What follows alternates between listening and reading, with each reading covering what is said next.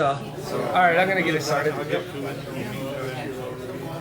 All right, good evening, everybody. Alcoholics in the back, come on in. Hey, RJ. All right, welcome to the December Salmon Unlimited Wisconsin membership meeting. The member and guest sign-in sheet is coming around the room right now. We have like 20 people online already too, so again, if you're online and you're a member, make sure to put a comment in with your name if you're a member, because you're eligible for tonight's member raffle. If you are not a member, consider signing up. Going forward, the board this year has elected to do a member raffle that'll have 100, 75, and no, 150 and 25. 150 and $25 prizes that we're going to pick up from some of our event sponsors and club supporters. So tonight we have Court and Nick's Ace Hardware here in Racine as the gift cards. With that, man, we're going to need more seats. This is awesome. With that, my mouse is not working on the pointer because I didn't turn it on. There we go. Starting out with a little bit of sunshine for those who may or may not know. Ricky Fiesbeck, who's out of Milwaukee. Mary Lee, I don't know if you know, but you probably weighed in Rick quite a few times, but missed a few. This is Greg and Kathy Lindau's family. Oh, I do know who that is. Yeah. So Captain Rick passed away on November 25th, and his services will be this Saturday. I can get them online if anybody is looking to attend. Let me know and I can get you forwarded of it, but they have it on their King's Full Charter site and on their personal sites. And then Bradley Person, our board member, his father went into the hospital about a week and a half ago, and unfortunately a couple nights ago succumbed, or a couple afternoons ago succumbed. They just this morning messaged me with the services. Again, that one's available online, but that'll be next Saturday down in Kenosha, I believe. And Jim, I did not have time to get it up here, but please take a look at the Salmon Unlimited Wisconsin or Illinois pages. We got a club member from the Illinois team who is missing. His truck was discovered down by down in the Winthrop Harbor area, down by his boat, but there's no sign of him, really nothing, I think, at this point, right, for leads. So they're asking everyone to keep an eye out for him or for any signs. His boat was in storage. It wasn't like he was going out on the water. He was an avid fisherman. The guy fished a ton in Lake Michigan. He was an all-night guy. He fished all by himself all night long on his boat. I mean, he was the first guy out there in the afternoon and fished all night by himself. So it wasn't unusual for him to be fishing by himself. To be down there? Yeah. So I don't know what's going on at this point right now. Yeah. Just keep them in mind. If you're out and about, get a look at the picture and keep an eye out for him. Bob is not here. Bob's online, but he's not here to talk. So one thing I wanted to do, we don't toot our horn enough. I think Jim would say the same about the Illinois Club for all they do for the community. Jim brought this up a while ago. Just to say, we do a damn good job for our community in the ways we give back and the efforts we give, both voluntary time and also fiscally. So, being it's the end of the year and we kind of wrapped up our grant season, just want to share out a list of some of the major grants that we did. Kenosha Club, the wildlife display. I keep forgetting the name of it. Go Wild, or no, that's the DNR. Touch of the Wild. Touch of the Wild. So we did a donation. But it's the Outdoor Heritage. Not nearly as bad. Where'd he go? Outdoor Heritage. Huh? Outdoor Heritage Education. Yeah. Thank you. Yeah. So Lakeshore Adventure did a program for youth up in Door County. Women's Resource Center. VOW, I don't know that I can really spell out everything we've done for VOW. Between toys, candy, cash, nearly 1,000 pounds of fish fillets, a lot of different stuff for them. And yeah, I think you noted the food over there. RAD, Bell City Guardians of the Children, and they kind of partner in with Royal Family Kids for the foster care community and kids at risk. And then Stars and Stripe Honor Flight, and again, our volunteer hours, other in-kind donations. I mean, our club has done a lot for the community, and we should be able to stand up and be proud for it. So, just to share that out so you guys can keep that in mind if you hear people talking about us. Yes, we run Salmon-orama. Yes, it kicks ass, but we also do more. For sale, Jason Baker still casually got his boat listed. 23-foot Hydrosport, autopilot on everything. Nice rig. It's over on E3 in this, during the season if you want to take a peek at it. And then Bob Weedman has a refreshed engine that he's got listed on Facebook Marketplace, so just making that aware. Jeff, you had mentioned that somebody had something you were interested in.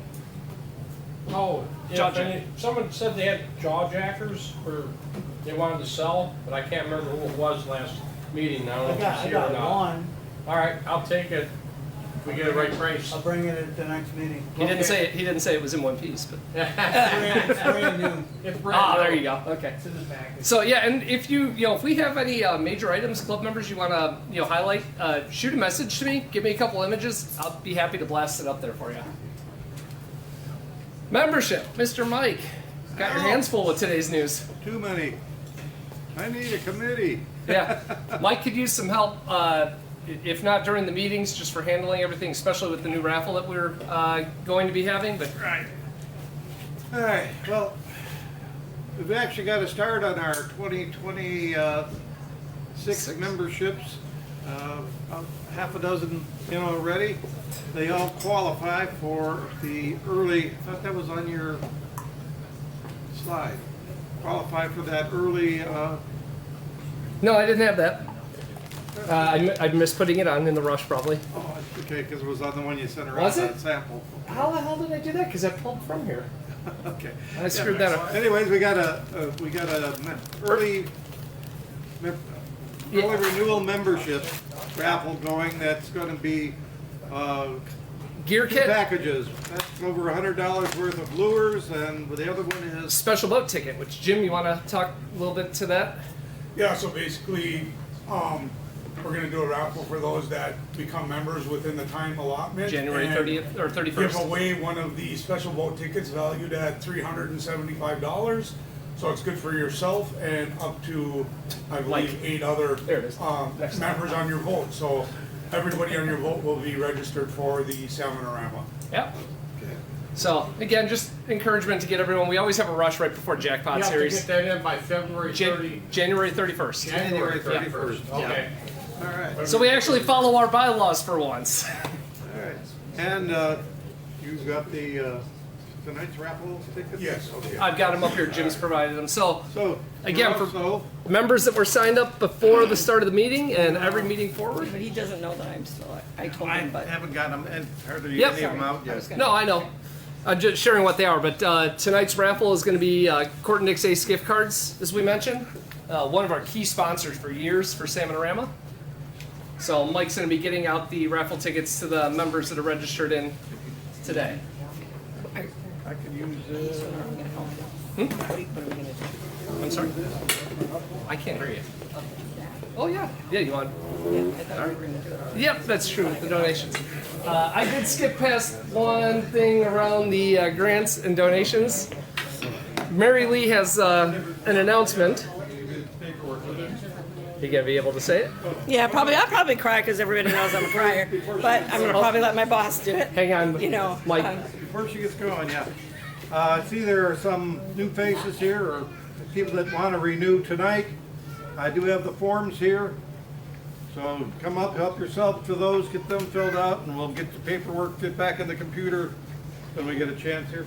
Now, has everybody had a chance to sign in today that? I haven't, but yeah, I'll I get it haven't passed either. around while they're talking. That's not we're passing it around. I don't recognize people by name. Yeah. It's yours. All right. Are you gonna take it? You All right. You want to walk them around? You good? Mike, I'll do it as soon as I get done with this. Yeah. Okay. All right. A lot of you know that I have started to work at the Veterans Outreach of Wisconsin, and I can't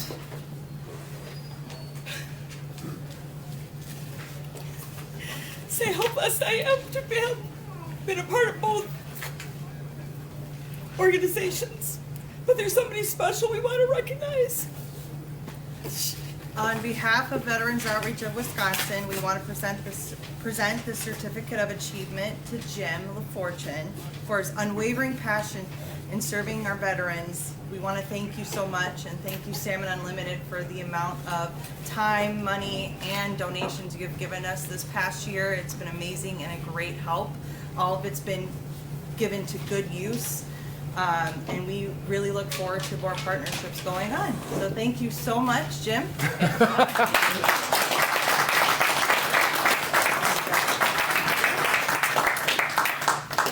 Does that mean Jim's off the wagon now? Right, and so, in addition to that, we got this, and all the volunteers decided who it should go to. And they selected you.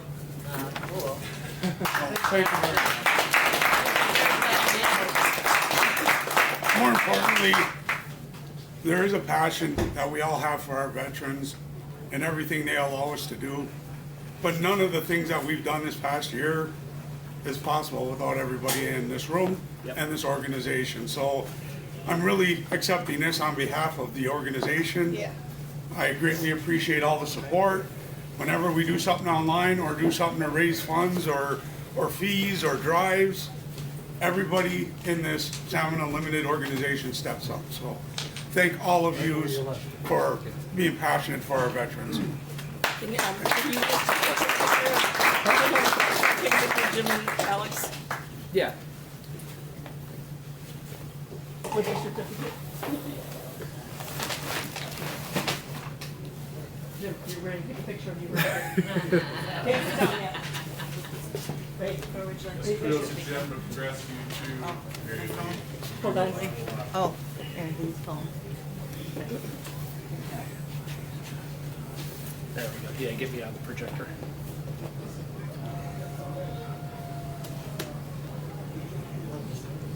Is that? Stand closer. Yeah. No, I just heard the wolf. Okay. I think it was.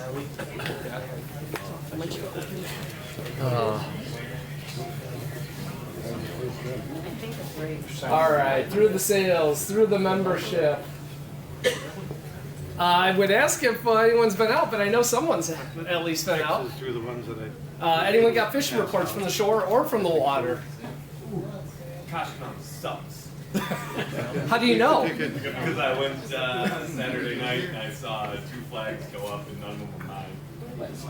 No, actually one was. I had a drop. Sorry, 3 flags go up. I had a drop. I didn't see other fish caught. All right. I just saw it. He uses hot dogs for walleye. Yeah. I think he uses them for everything. And you were out on the kayak? Wait. Yep. Port. What's that? Out of Port Washington. Out of Port Washington? Okay. Still spawns around. Yeah. Pick up any? Yeah. What I landed 3. you just got kids. You show this how to do it? If any of you are watching Big Boy Fishing. Oh, that's where I was going. Yeah. He used to be a neighbor of mine, but pretty much every morning he's posting browns and rainbows. He's catching them on jawjackers, drilling holes right on the edge of the docks. boat docks, Yeah. and then they set the hook and they actually lay on the dock and land the fish through the ice. And he's been doing really good. A lot of fish every day. What is a jawjacker? It's a rod that tips over like this. It's all on a bracket, and when a fish hits it, it automatically Sets the hook. Like the automatic fisherman. Correct. Yeah. Yeah, his videos between that and fishing off the shorelines on the route to Good float and river. stuff. Yeah, that's been my updates of. But he's been real hot on the piers. Yeah. And a lot of videos. All right. Obviously, with the news on Bradley, he's been predisposed. Nick, is there anything that? Nothing new for Jackpot as of now. Okay. We were kind of getting through everybody was hunting and doing all that, so we're really going to be jumping into it right after Christmas and get an update. Sure. Okay. Jim. Salmonorama. So we are going to start resuming meetings January 5th. So it begins. The meetings are here at the Yacht Club. They start at 7 p.m. You do not have to be a member. If you fish the tournament in any of the divisions, you have any ideas, any suggestions, rule changes you would like to see, anything with the event, feel free to come down, share your ideas. We're always looking for advice and guidance. very select group of us put this event on, and unfortunately, there are things that fall through the cracks, so if you see anything, please let us know. Other than that, we are starting to kick off the 2026 sponsors. If you see them online, please like, share, get them some notification. This event has been successful the last couple of years, primarily due to the sponsorship that we've been able to solicit. So we want to keep these people happy, let them know they're getting something in exchange for their cash or product donations. But again, if you see those online, it only takes a second to like and share.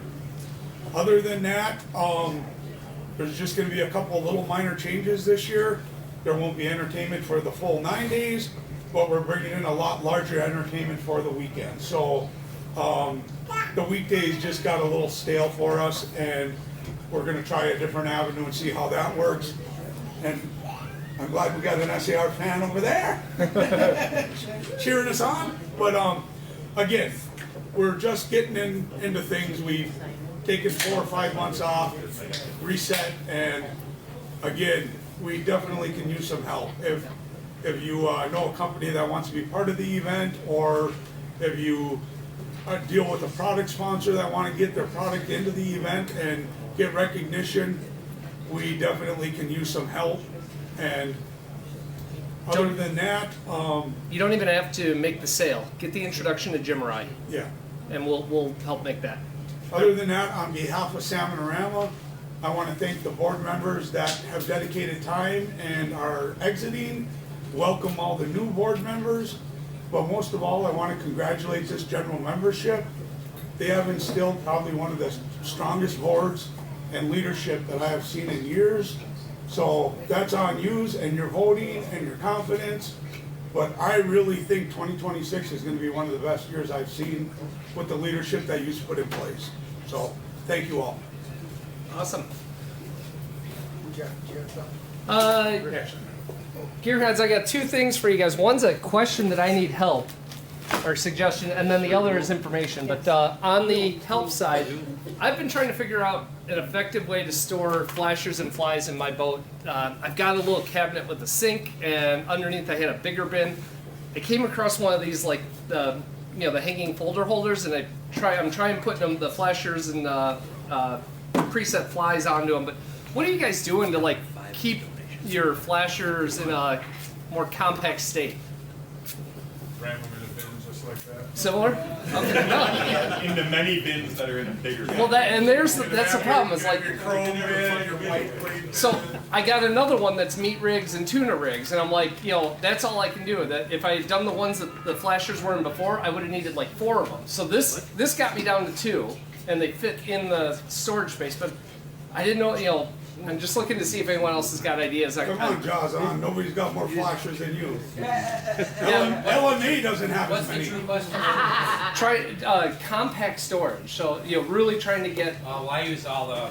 You went to a bigger boat. That's the solution. I use all the flasher boxes. That works. That's what I have. You gotta pay a couple extra bucks for flasher boxes, but they work. It's not the cost; it's the storage space. Trying to get that more condensed down. That's why I had is one flasher box, and then I kept adding flashers. But on top of that, you spend $20 per flasher. Yeah. You start stacking them all up like that. Guess what's gonna happen? Well, that's why I got the zip blocks. I figure will keep the rubbing down. So. All right. And then the other is an informational announcement. But if you're familiar with the old chart room and what's it called now? It used to be John Stock, but thank you, Bridge Tender Restaurant. Dan is. I talked to him in the past about these slips, and I had interest in maybe coming over there cost-wise, because of the marina is looking to move up as they do their remodel at Reef Point. But I told him, I said, the biggest thing that's really lacking is that building isn't functional anymore. So he wanted to let us know that this summer they've actually started with the rebuild, and they're going to turn that back into a fish cleaning station. So the bathroom and a full fish cleaning station are going to be reinstalled in there. They're looking at the plumbing because they've heard rumors about the piping, but they scoped it and they didn't see anything the first time. They're going to check it again.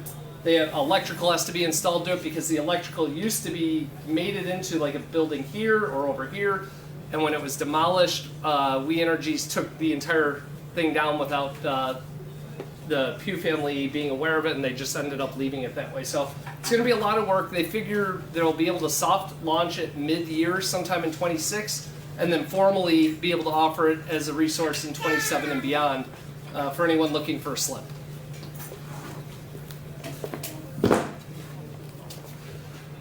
With that, let's get into the meat. Got my 4 captains up here. Yeah, you, Santa Claus. Yeah. Look at that. That came. Now I know where Santa goes in the summer. So, Jim, this was your idea, and I'm I sorry, loved it. guys. Where's Ernie? I didn't even ask.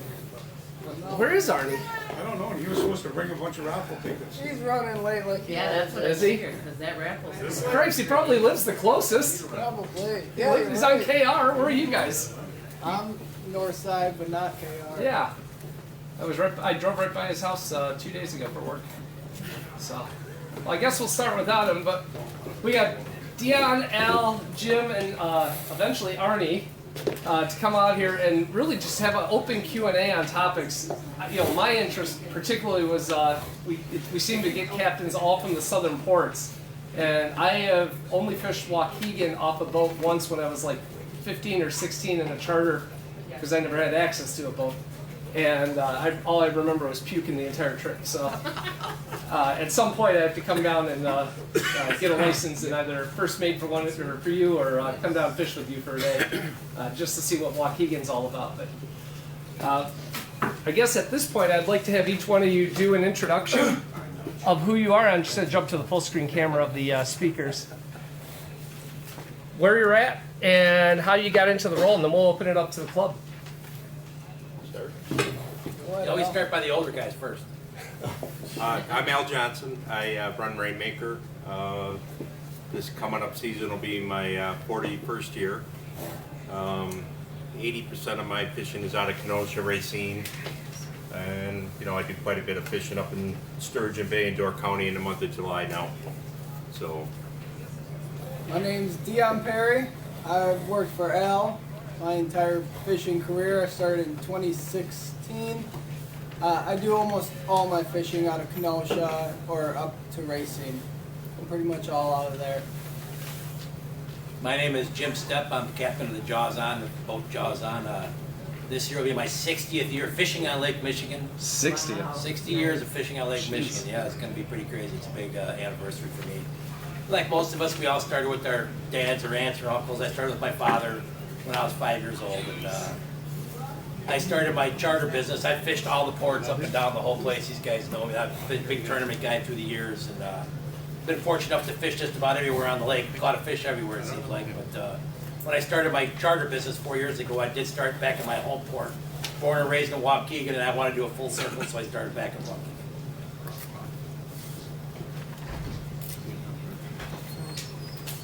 All right, and we have no Arnie, so we're just going to roll with it. So, I guess at this point, we're obviously opening it up to the club members, but I want to know what's different about each of your ports, because you're down, obviously, way down in Waukegan. Well, you know, for down in base. Waukegan, we don't get near as much pressure as they do up on the North Point, Kenosha, Racine guys. We're kind of I could set my autopilot in the morning and never see another boat. We'll all go the same direction or whatever. Just the boat traffic down there is like inexistent. South of Waukegan, you've got Great Lakes, which is no boats come out of there. You've got Wilmette Harbor. There's a few live guys down there because the launch of boat traffic is $110. Like $110. Yeah, for a day launch fee down there. Yep. And they only have a few boats, no charters down there. Yep. I mean, the next charter is all the way in Chicago. Then So that's 40 miles in between Waukegan and Chicago before you run into the first charter. Yeah. So I think that's a big thing about the south side. We don't have the hill, the structure that maybe Kenosha or Racine has all the way through Milwaukee, a lot of structure up there. We don't have those structures down there. We do have a few, I call them islands out there. You know, there's some stuff. There is some structure out there that we catch our trout around and stuff. But we catch a lot of fish down in front of Waukegan. And I just believe Waukegan's we're just not, the boat traffic's not there. They don't get all that noise in the mornings and the afternoons, and they don't get all that pressure down there. So, and I also believe too, in the spring, most of your fish are down south. They went back to the south after the winter. They went down because all the bait's down to the south end of the lake. And I think all the big fish, they leave out of there, and the small ones, it takes forever for them to come up the lake. Because, you know, mom and dad's gone, but we don't know where they went, so they stick around where all the food's at. So I think we catch a lot of smaller fish down by us, but we catch a lot more quantity. And I can tell you that because of the tournament stuff.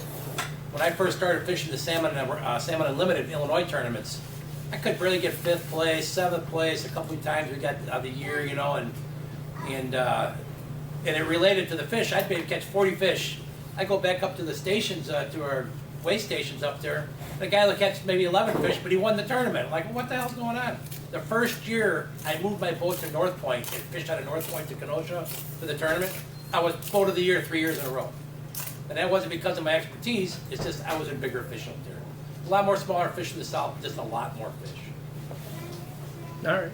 Yep, I agree with Jim. Definitely their season starts earlier. You know, them fish start from the south and make their way up. So they got that going for them. I love Kenosha because we can go south of Kenosha early in the year to chase some fish coming up from the south, and then later in the year we can go north and fish more Racine waters. Kenosha does have the hill, like you mentioned, which is a big benefit in our part. Is we start our morning a lot of times on the hill, fishing kings right away, just fishing the structure, aggressive fish.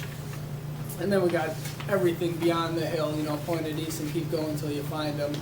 And so that's pretty much our program. But we, as of Kenosha, pretty much starting April 1st, are very consistent fishing from May all the way to October. I mean, October fishing this year was pretty unbelievable for 3-year-old kings. Some of the best fishing, fastest fishing we've ever seen, which was great. And it was pretty much all year round. We had some of the best fishing that in my short career compared to these guys, have ever seen. King fishing was unbelievable on the hill.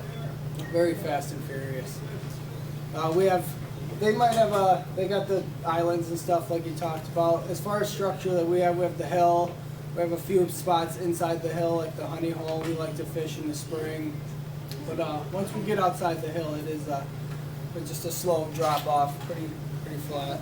There's what's the reef in like Lake Bluff area? So you got Lake Bluff Reef, Waukegan Reef, North Reef, South Reef. Those are the islands that I talk about. Yeah. And they're more Waukegan south.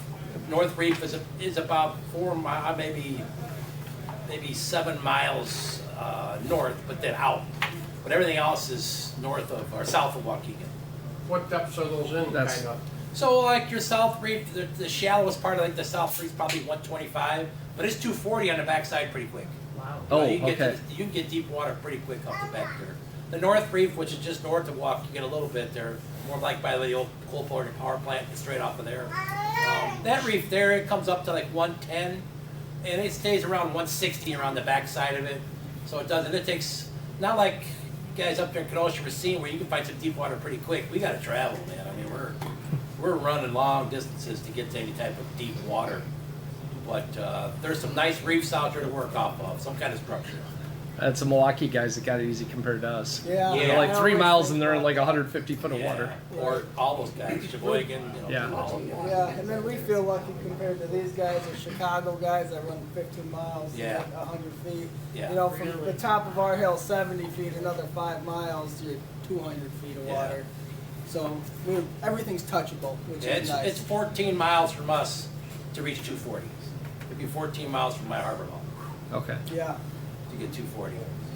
Yeah, 14 miles for us is more like 300. Yeah. Yeah, that's what I was saying. 13 miles, I think, is about 300 from here. Okay. Online had a question: which planer boards do you prefer and releases? And which releases do you run?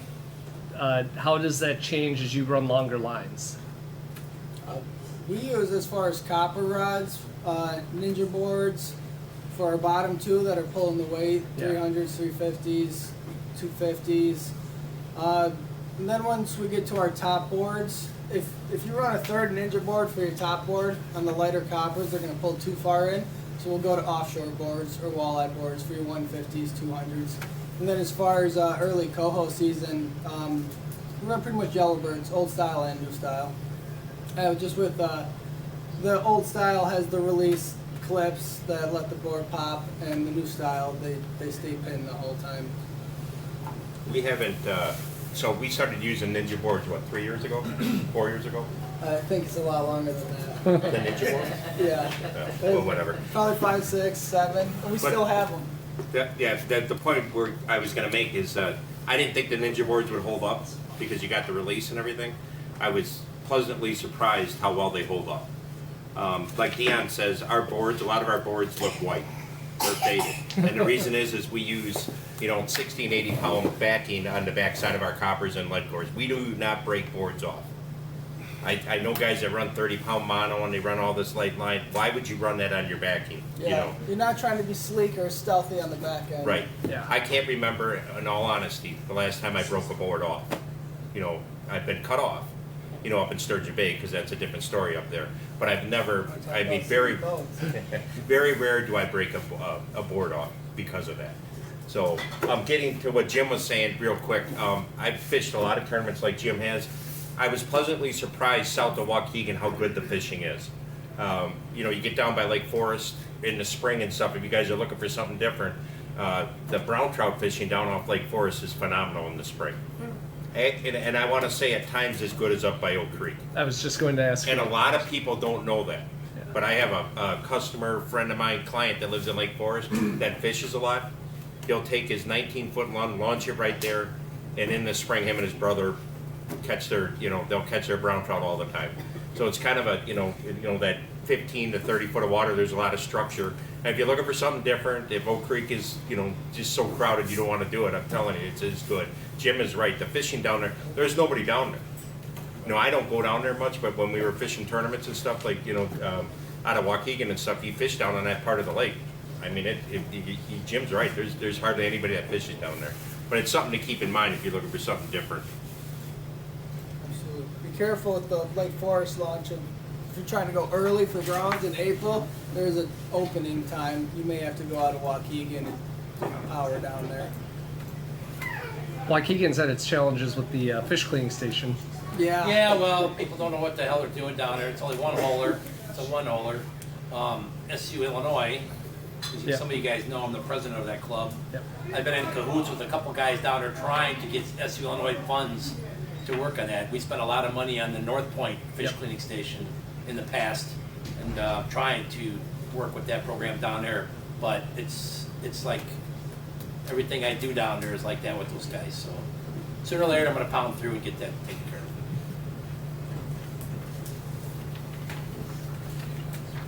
Is What's that your hard? secret on those monster cohos? Oh, Coho master. yeah. See that guy? Fishing where they're at. And where is that? So, it's funny because I won this thing twice now. And I've caught both those fish probably within a mile area.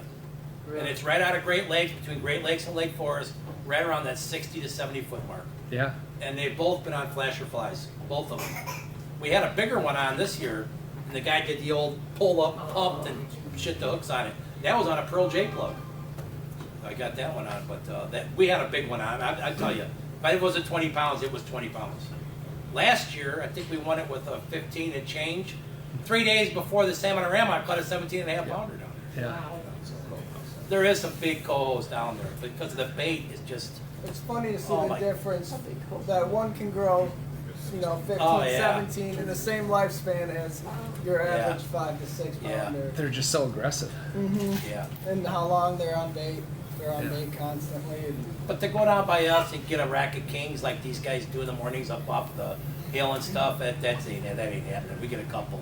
We're not even really truly targeting them like you guys are in the mornings. Yeah. We're just going out trying to get some bites. And it's Yeah. mostly gold. yeah, that is definitely, come July, that's our focus in the morning. Yeah. A full king spread. Yeah. I don't think people realize that, and I, being in this a long time, I've talked to people in Algoma, in Sturgeon Bay, and when I fish up there, our fishery out of, from Waukegan to Milwaukee is the best on the lake by far. And I don't More think, consistent. yeah, Consistency. I would say like when the guys in Algoma and Sturgeon Bay are dying, we're still catching fish. And I'm talking dying. They'll go out maybe one fish. Yeah, And a they'll charter. go, 4 or 5 trips and not have a hit. But it's sometimes. funny too when you guys got your network like I do. When it's dying on our side of the lake, it's kind of quiet. You may call a guy from Indiana, You make a lot of time from Michigan, the guy in Michigan's on fire. Those fish just moved across the lake. Yep. Then they come back. It's crazy, and it can happen like overnight. Yeah. This could happen. But if you think, 80 miles across, let's say they're cruising at 10 miles an hour, okay? With a 2-mile-an-hour current, they're over there. 8 hours, or it's nothing. Yeah. That's a wrong Well, I don't think line. people understand that those fish can actually move. How many times we've been in these tournaments pre-fishing, had these days of all days, and we go out the next morning, we can't catch a cold, and we're calling people 20 miles away, and they're on them, and they move that far. Especially the trout. I know pre-fishing tournaments a lot. You try to get a trout program, of course. Yeah. You figure out and you catch bigger ones, and you go there tournament morning, and they're all small ones. It's like that batch of trout. I think if you learn to the trout are running schools, the sizes. Oh, definitely inside class. More sizes on the trout. They're going to be big ones similar. stay together, the smaller ones stay together. It seems like. Mm-hmm. For sure. So you talk about that early morning salmon spread. What are your go-to, like, top 2-3 things that you're putting out?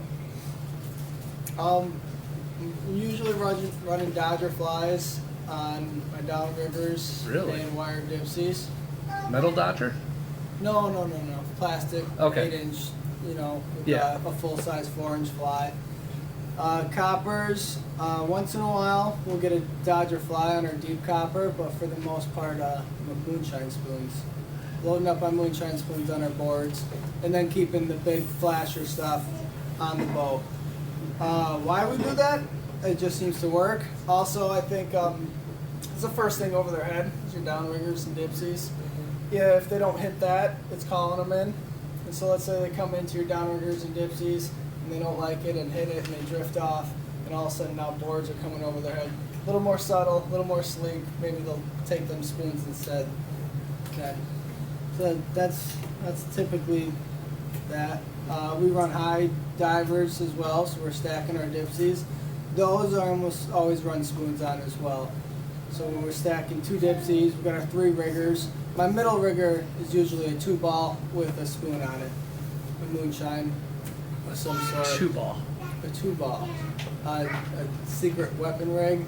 And 2 colors of lead. All right. Yeah. Stretch it out there. And then, Hey, I don't care how he swings. I'm just trying to make sure I understood. That's why I'm over here. So I heard a little bit about Dion. A great question, though. You mentioned moonshine. Somebody, Julie had asked online, do the captains like the new Moonmaster spoons? Your thoughts on that new design? the flat ones? Yeah. I can tell you I bought into the program. I'm out of the program. It sounds like... I bought some for up in Sturgeon Bay. Yeah. And it was funny, the first day my first mate Tillin puts out one, and I said, man, I don't know. And he puts out, and it was good. Okay? But that was it. Sandberg? Yeah. Yeah. Sandberg's the only one you need? But for the most part, no, I didn't like them. I mean, at times we'd put them out. And I think sometimes in the morning you get, it's funny when you go out in the morning, everybody's a hero that the fish are biting. Right. Okay? It's what happens after 7 o'clock. And that's, and Jim and Dion will say, this from tournaments. I've never won a tournament, and I've won a lot of them on Plan A. Yeah, right. It's always been Plan C or D. Mm-hmm. So that's kind of what how we target them on the charter end of it, because we're looking for numbers. So after 7 o'clock, if we have 15 fish in a box, we have 6 people. Well, we're still thinking in our heads, let's get 15 more. Let's get So how do we do that? And we change up a little bit, but like my spread in the morning, Dion's right. I run 2 downriggers and 1 on each, or flasher fly on each of my booms. My wire dipsies are flasher fly. Center rigger is a 2-ball usually. I don't run high divers. I didn't start running them until the end of the year because Dion was kicking my butt, so I started putting them out. I think sometimes too much stuff in the water, but it was so good at the end of the year with the high divers that it was a no-brainer. And then typically we start with, we'll go 3 coppers, 300, 250, 200, or dependent, I'm not a big fan of going under, 300 because I don't want to bring it in. So do I want a customer bringing in a 350 or 400? What's the long one? 444, they know about it. Yeah. I got one on my boat and it sits down in the boat. you know, Gotta but. hide it, put a lock on it. Yeah, we do. The in-law rod. But he trolls 12 miles an hour, so his 444 is only down like. I do That's troll true. fast. I do troll That is fast. true. RJ, I'm next to him in the tournament. I'm like, get away from me. I'm trying to turn outside. No, you creep on us. Yeah, because I went twice as fast as you. Oh, Almost what? like this bobber. There's different theories Yeah, on pretty trolling fast. I Yeah. truly believe that a slower speed is better at times, but I also believe that if fishing's tough, I want to be moving. I want to cover water. I do Yeah, the same I thing. don't- I don't even go slow anymore. That's a great one because I'm the charter captain out of Winthrop Harbor that goes real slow.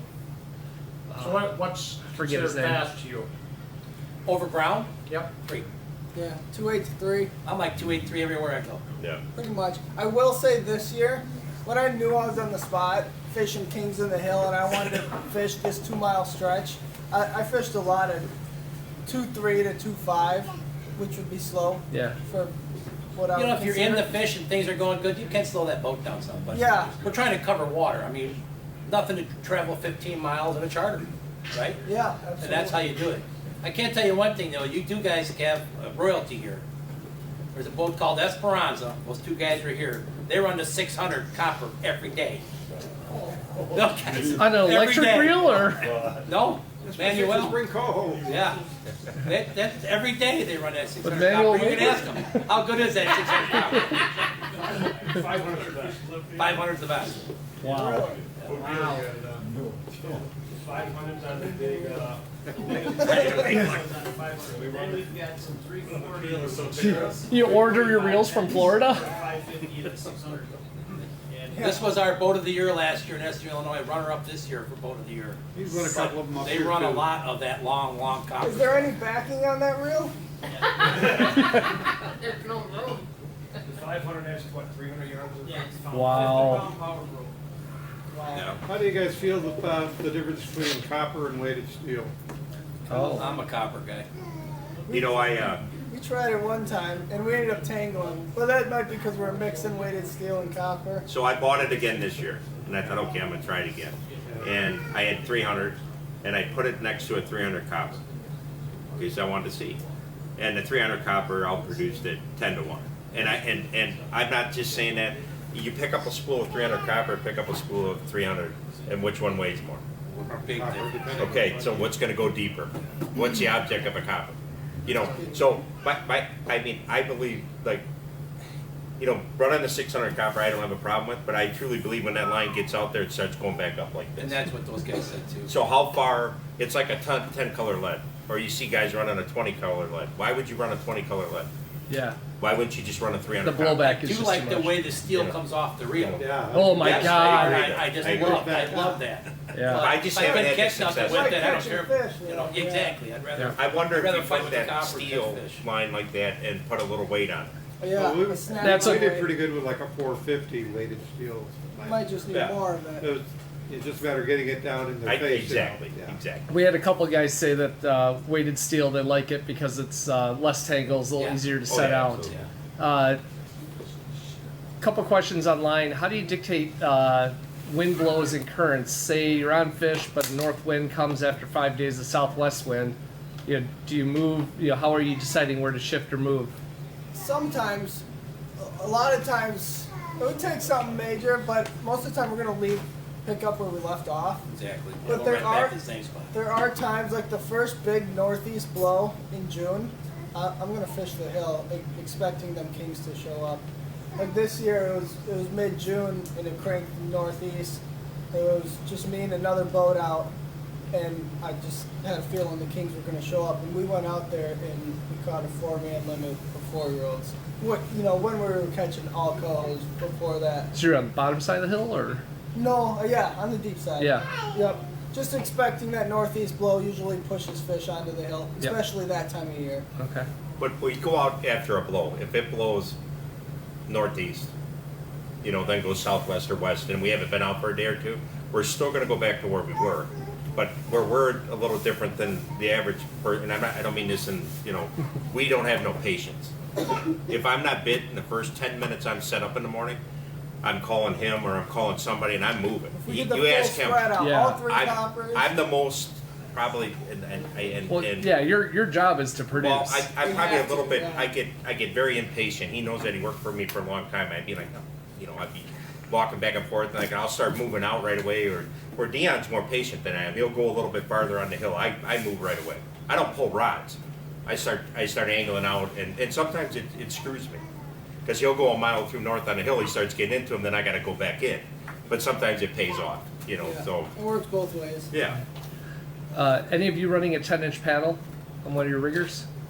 Once in a while. And That kid right there, that's my mate. yeah, Right at the end of the year, he comes up in the morning, in the dark, suicide hour we call it, when it's good. Everything's biting. And yeah.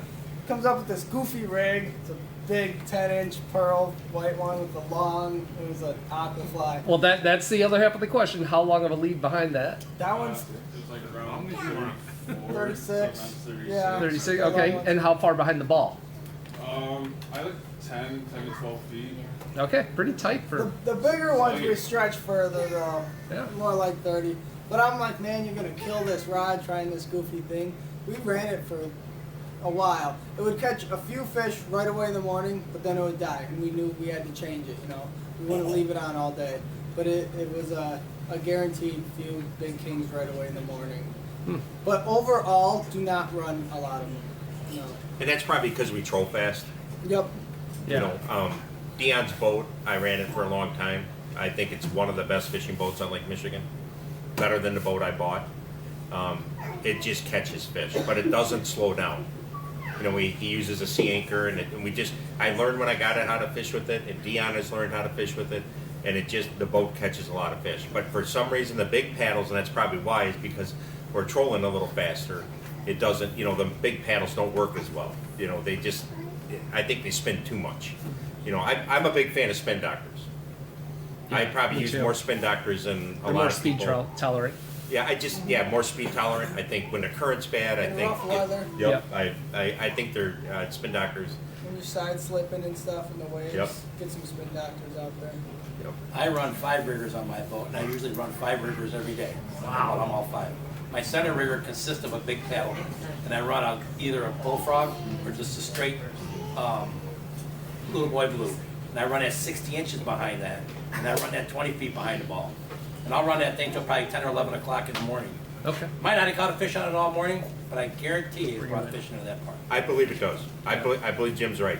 I think a big paddle in the center sometimes, if it isn't getting hit, but your other stuff's working, don't take it Just off. leave it there. Yeah. Because that- I think it's bringing fish into that spread. You hear a lot of the Michigan captains A lot swear of by that Michigan too. guys They, swear by it. yeah, it doesn't matter white or black and pickled sunshine. I use a Pickled white sunshine's pearl. everywhere. I use a white pearl or I use a white pearl glow one. Sometimes I switch it back and forth a little bit.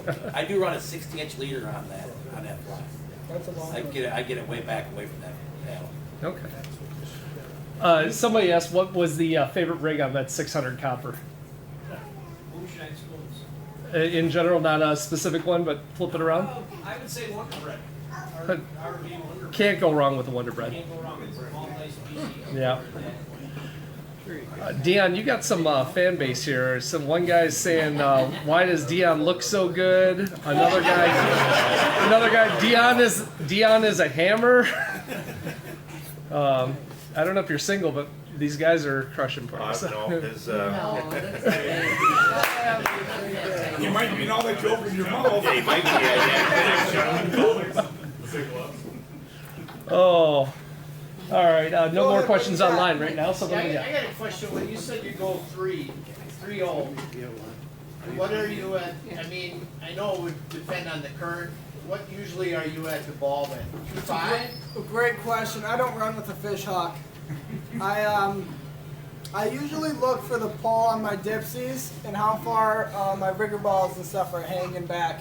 You get to learn it and see what, if your diver rods are pulling way too hard, or if they're not pulling enough, or if it just looks like your downriggers are hanging way back, to kind of slow it down or speed it up with that. But I don't have a good answer for you. I don't know. Personally, I'm not that intelligent. I run 2 depth raters, one on each corner of the boat. I think the depth rater is the best thing on the market, man. That thing is awesome. They definitely respond faster. And that could be a 3.0 at the speed over ground. It could be 4 mile an hour down below. could be 1.8. You know, you just don't know. Just because I just said 3 doesn't mean what the speed down below is. These guys are a little more intelligent. They can check their rods and stuff. But I'm a data guy. Dion does have a fish hawk on his boat. Yeah, by the way. I have one. I don't Single use find the edge of one. the I have the current, it'll be transducer and never hooked 1.8, mine up. 2.5. Yeah. So guys always ask me, well, how do you know where the temperature break is? How do you know that this? I don't know, I look at my graph. Where the fish are is where the break is. Where we're catching fish is where the break Or is. if it didn't get hit You know. and I pushed it down and it got hit, I mean, I'm gonna keep fishing there. I look at, and a lot of things a lot of guys don't pay attention to is your boards. How are your boards pulling? How is the one side of the boards pulling to the other side? And we see it all the time. I always quiz my first mate Tillin, and he's very good. I'll say what's wrong here? You know, and he said, man, I don't know. And the boards are hanging on the one side. You know, it's little stuff like that. How are your wire dipsies pulling? I look at my wire dipsies and my downriggers. Right away, I know if we're too fast, too slow. I just gotta look at, man, we're pulling harder. We're pulling. You know what I mean? I that's what I do. I'm old school. I've always done that. I've always, fishing trout on the bottom. I look at the downrigger bulb. How far is it hanging back? The center rigger is a good one to Yeah. see if it's hanging to the right or to the left. I can really see it in my dipsies. If one side of the dipsies looks like it's going out to space and the other side looks like it's trying to go under the boat, but they're set to the dial and they shouldn't be. So that's when you see currents or side slipping with the waves. One of the other things that I always talk about, and yeah, I think Dion will tell you this. I'll ask him in the morning when he was my first mate when he was younger. I'd say, "What's wrong? What's different?" And he'll look around and he's dazed. Then he looks around and Barely awake. I'm 16. I got 2 hours of sleep. the watercolor. A lot of people don't pay attention to the watercolor. You might be out the day before and it's crystal clear, and the next day it's cloudy. I can tell right away in the morning. It could be dark. I can look at the water and say, man, it's different. Something's wrong, or something, So it's different. And different color water, you use different color baits, and it's we had in tournaments when me and Dion and Caleb used to fish together. Caleb Zorn, you saw our dash, you would crap. The amount of times we change them, if it's not getting hit, we're changing. We don't, and it's not something new out of the package. When fishing's tough, we go old school. We go to what was working. When fishing's good, I try new stuff. When fishing's good, if it doesn't get hit, a new thing out of the package, and I throw it away. I don't throw it away. I'll throw it, for another day. Yeah. You I hate to be out there when fishing's tough and you try a new thing, and then you're like, wait a minute, half my spread's goofy stuff that I don't trust, that I don't believe it, To roll back and do the opposite. Get some reliable stuff that works out there. Your basics, white and fraud, just your Wonder Bread. Wonder Bread. Shine. Lily calls that lucky lure. Wonder Bread is, I truly. It's gospel. Bloody Nose too is really The Bloody I can't Nose catch was shit good with this that. year. The green flounder pounder was good this year. There was a lot, and stinger spoons were good this year. And a lot of, I had a Warrior spoon at the end of the year. I showed Dion. I think it was white and it had black. I don't know the name of it. I bought it at Fleet Farm. Oh, this thing looks pretty good. It was an outstanding spoon. Everybody's always critical of moonshine and they're made in China and they don't hold up. And I'm like, I don't know. I don't Put them mind out. the new ones. I don't, whatever. The new ones, they had them weird Oceanic sea hooks when they first came out. Now they went back to the J hooks. I don't mind the new ones now. I see no difference. I have to like them because The only thing I've done the with big the fish new- bends that you need a new one. The only thing I've done with the new moonshines, advertising the pack, I changed the split ring. Yeah. Oh yeah. Because that's the number one failure. The failure point. Yeah. 100%. Yeah. They make some unbelievable. We're fighting these new ones to get them split rings on there, but them ones on there, they're like 10. What split rings do you like? I wish I knew the name of them, but LMA's got them, and I'm telling you, man, you better have some pliers. You ain't doing it with your fingernails. Tell me what color the package is. Yeah, that's what I do. It's white with green letters on it. Okay. Those things are outstanding. Interesting one. Do any of you run SW dipsies, clip-on dipsies? No. I doubt it for your charter boats.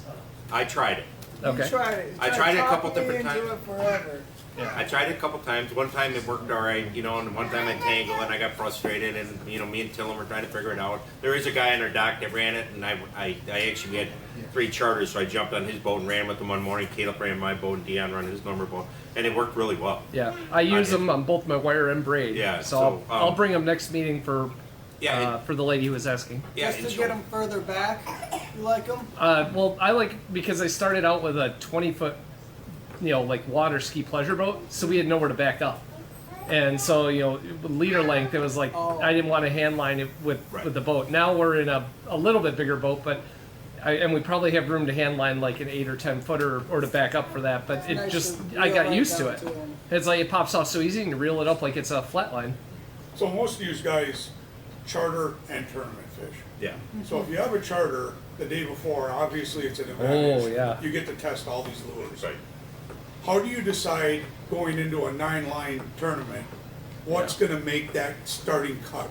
Because a lot of times at the cleaning station, a guy will be like, this was hot today, I caught 3 fish. Yeah. But he caught 4 fish all day. I typically just in the morning and I know what I'm going to run in the morning as far as like what's been good over a week. You know, the white and frog has been good. Okay, I'm going to run that. You know, just for example, what spoons have been hot or what's been working in the morning right away.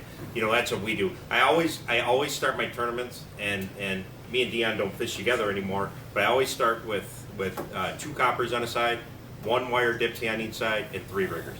That's what I start every tournament with, and then we adjust from there. You know, if the coppers are working, I don't like to pull a downrigger a lot of times, but I will to put another copper on the side. You know, So it's roughly a week of consistency Yeah. to make that yeah. top. And I always tell guys, you know, tournaments. You know, my success in tournaments is because we pre-fish in information. What kind of information are you getting? Am I calling Jim Stepp and he's telling me the truth?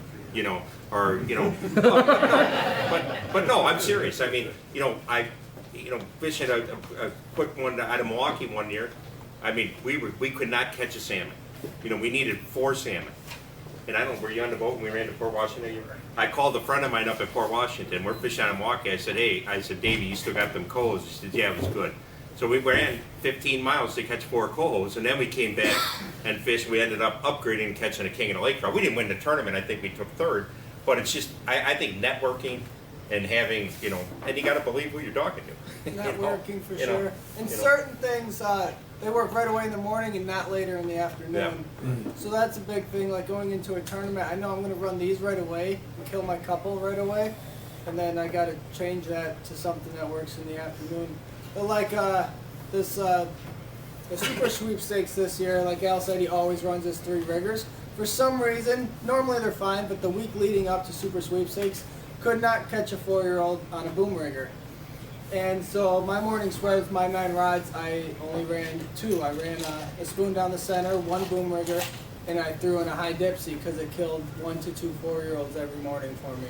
And so, of course, I'm going to run that instead of the rod that hasn't caught a 4-year-old in the morning right away for the last week.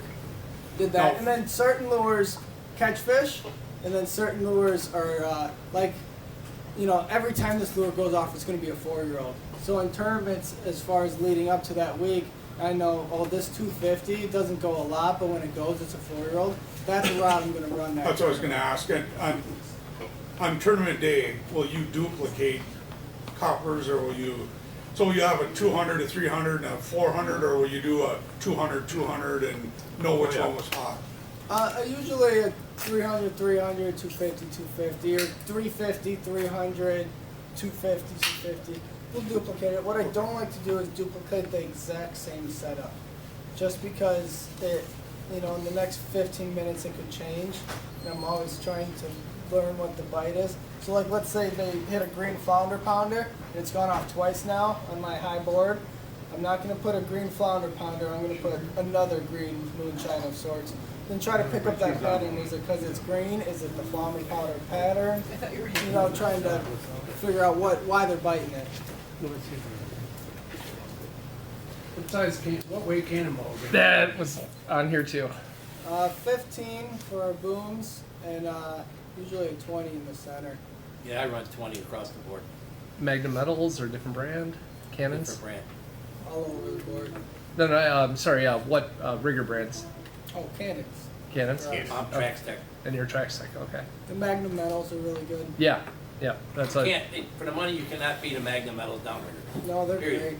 Yeah. The cannons are really fast, but they get a little bound up and sometimes coming up so fast. The Magnum Metals seem very true and nice. You got quality parts in those Magnums. I mean, for the money, you cannot beat that product. The ones I run, they're like $2,000 a piece. You know, I got 10 grand in riggers, but I've had Trax Techs forever and love them. I mean, the things are just indestructible, and they're just. Oh, I've wrecked some stuff on them. Yeah, right. on yours. I'm sure there's a way. How'd you get that line tangled over there? I don't know. I will say this about Canon. I'm on their pro staff now, and I don't rep a company that I don't like.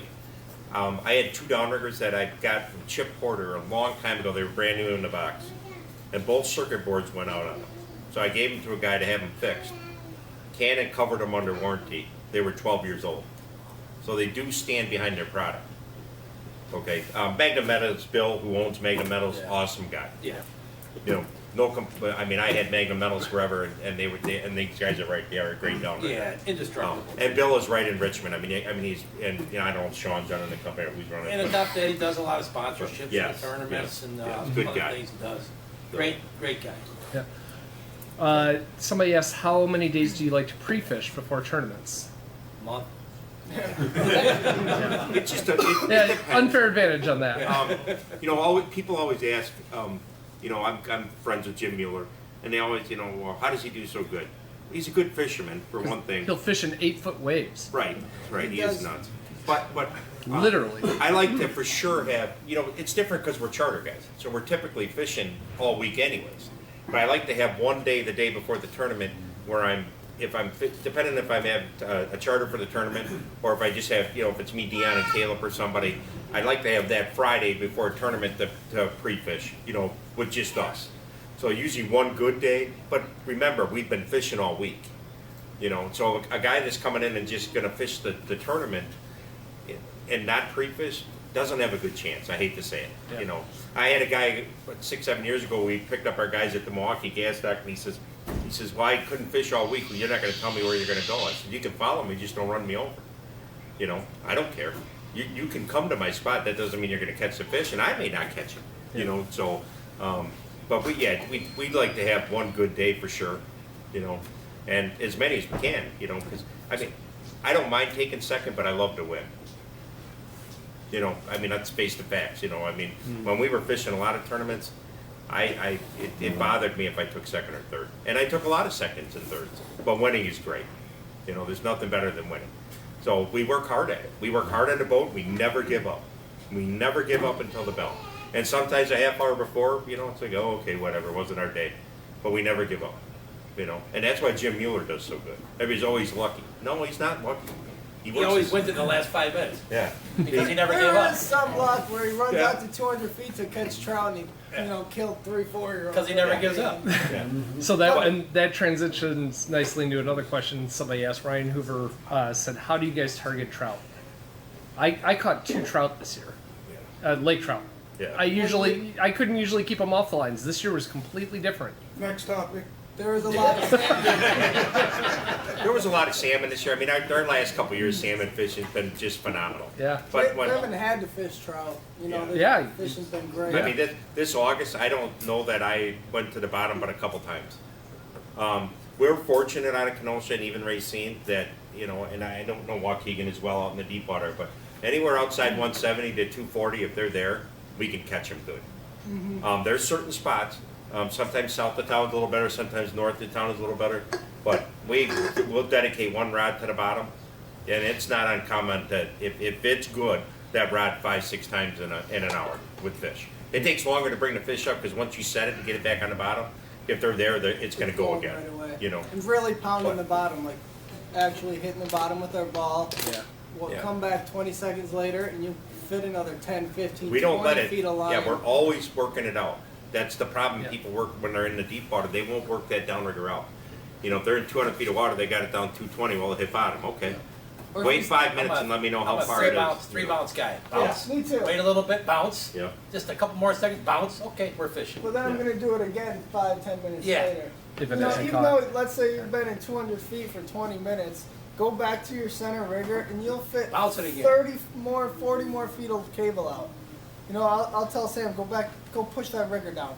You know, push it down, and, you know, and clip the drag shut, and it takes off right away. Like that fish was following it, we pushed it down, it hit bottom, and the fish hit it. Has to be on bottom. Dodger spin glow? Or what do I'd you? say 95% of the time. Yeah. I'd say the opposite. What was that question? Spoon? So what's the opposite? Yeah. Just a 4-inch. We like frog or a plain white one. Just a long fly. I do like the spinnacle. Jim's right, the spinnacle with the skirt, but for us, when we're fishing at deep water, Dion's right. Bullfrog, we find a white with a kingfisher. You know, I'm a spin doctor guy down there too. Yeah. If the current's bad, I'll jump to a spin doctor. But bullfrog, white. If the water's chalky, white. Mirage sometimes. But we have really good luck with the and sometimes I'll put a spinnacle down there. You know, if we can get 2 riggers down, but a lot of times you can't. You have problems when you're fishing out there. But it's typically the center rigger, like Dion said, 20-pound ball. You know, or Dion's case 25 if he breaks enough 20s off. Yeah. The 25 works great, guys. Found that out by accident.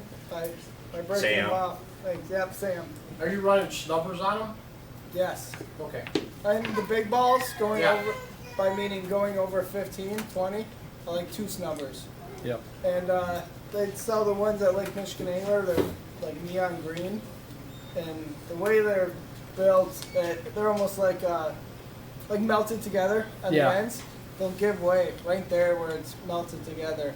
And there's been multiple times this year, 2 or 3, where I'm running 2 of them, and all of a sudden one is given away, and that second one saved me. So then Yep. go grab another one, put the second one on. I double them on a 15-pounder for the same reason. Yeah, there's nothing wrong with Yep. that. Spend the money. Toward the end of the year, I started doing that. Yep. Just doubles everywhere. I got a brand I'll let you know about. I can't remember the name of it, but it's for 300 pounds, Okay. and you only gotta have one.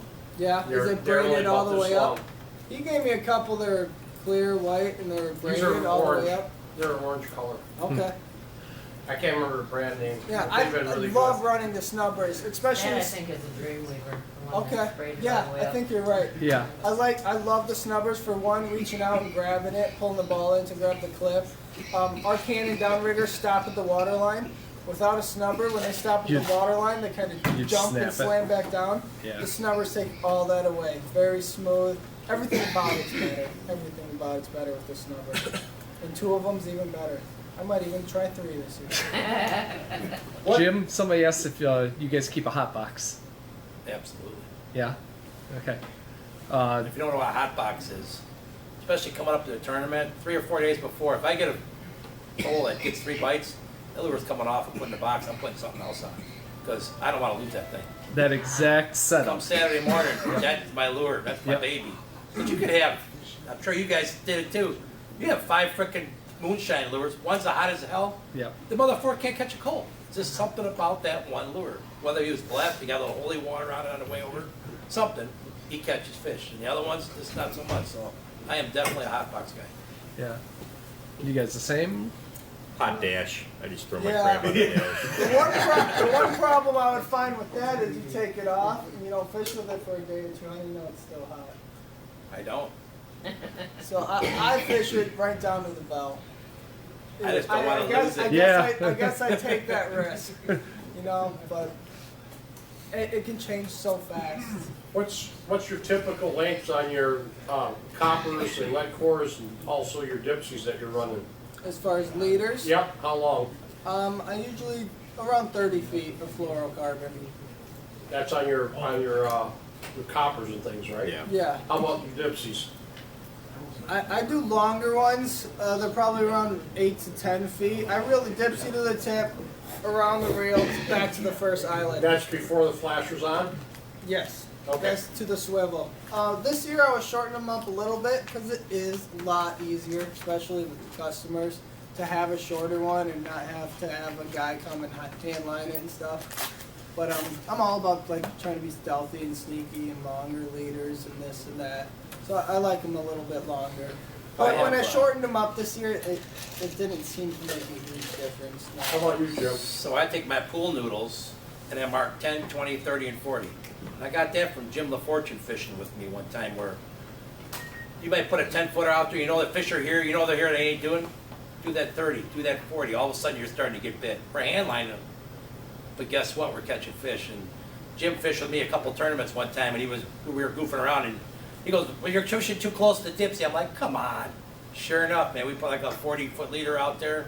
Every fish that went by the boat was in the back of the boat. So after that, I took the pool noodles and I just mark on there and I put them back on there a lot. But I hand line just about everything that comes in a dipsy on my boat is hand lined there. I could see that, definitely. That's why I like the SWs. I've got like Do 40-foot any leads. of you use releases on your dipsies where you can put it back as far as you want? No, we talked about that a little bit ago. No, I it's don't mess not, around it's not with a that. bad idea, though. Yep. Just for, And if you really want to just use your slide diver rods, you know, I mean, we do use some slide divers stuff. I'm not that much of a slide. I hate my slide divers. I don't know what it is about them. They disembark off my boat all the time for some reason or other. Two- color preference for your dipsies? I like clear. Like I said, I'm very stealthy, try to be incognito. Yeah, I'm a clear I know green frog. RJ and these guys, they're loud and proud. They want the bullfrog colors and this and that, and they want it all. But I like It's clear. customs, man. Don't be talking. I like clear, but I also like black on Black's alright. my wire divers. Just Down deep. I'm not a big fan, like Dion was saying, of colored ones. RJ and them guys, what was it, the bullfrog dipsy or It's something? just like a frog one. Yeah. But it was pretty matte. It's not super shiny. Yeah. More Hulk. Yeah. Yeah, it was more. But Hulk, guess, kind of like the. It's one more thing if you think about it. The fish is coming through the water to clear. It's one more thing they see. I'm not trying to attract them to the dipsy. Yeah, you know. I'm, So I think colored dipsies. I mean, I don't know. So Got a really good one, I think, online from Dan Hess, talking about currents and big fish. Do you prefer to troll with the currents or against them, or even across them? What's your preference for? I would say either with or against it. Which is definitely not traditional. across it. Yeah. But do you have a preference toward one or the other, with or against? I love straight into it. Yeah. Yeah. I think they're right. Straight into it, maybe, but I gotta tell you, if we're going into the current, we're catching fish, and I turn around, I'm not catching them, I turn right back around. Sure. I'm not. Zero I mean, patience. I'm friends with Dave Engel and them guys across the lake, and they used to come, they would set up a pre-fishing tournament at Racine, they'd fish all the way to the state line to Waukegan, they'd never turn. Never turn. And I said to Dave, I said, what the hell? He says, no, once we're rolling, we don't turn. Now, you can't argue with their success, but if I'm catching 3-4 fish, I'm flipping around. Yeah. That's just my mentality, but I like turning. I turn do hard. too. I get nervous if we're going north for 3 miles, all of a sudden we're running out of them. I'm like, okay. But there is a lot to be said about it's biting. Don't touch it. Yeah. Don't turn it. 'Cause there's a lot of times where it was crazy and you flip around and And you it's lost not it. happening. Yep. Right. Then you flip around again and they're going again. Or just don't touch the dial. It's working. Let's say you want to fish 150 feet because that's where they've been, but you're angling out and you're catching fish and you're catching fish. And some people would look up and go, "Oh crap, we're in 160. We should turn around." But if you're getting bit, take it. Just take it. Keep going. Yeah. Dion, you're a legend with the online comments. I heard I'm Dion is nervous. making his own flies now. Has yeah. gone down on price. He doesn't give me any. Says, I heard Dion That's is why I making do his own better. flies, has gone down on his prices. So I'm guessing they're asking, have you gone down? No, they're going up. They're going up in price. Sorry, Paul, they're going up. Meat rigs came up a number of times. Anybody fishing them on, you guys using them with charters? Yeah, I could get expensive with you guys. Yeah. No, Just recently this year, a little bit messing with them. I fish with them more, Dion's right. I fish with them more this year than I have. That's only because of Caleb, who fishes with me, and Sturgeon Bay, we ran them a lot. They do have their time and place, I will say that. Seem to get that mid-morning bite. Yeah. Yeah. It's I used them more this year than I ever have by far, and I had times where they were good. Way outperforming just your artificials. I don't know if I would say that. Like I think I'd be just fine with the rest of my life without them.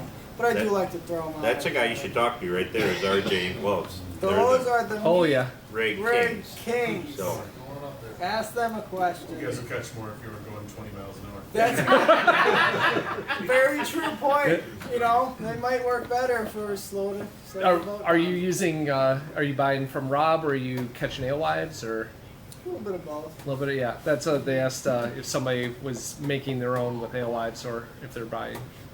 What I do you would do? RJ, what do you think? Was it 50-50 this year?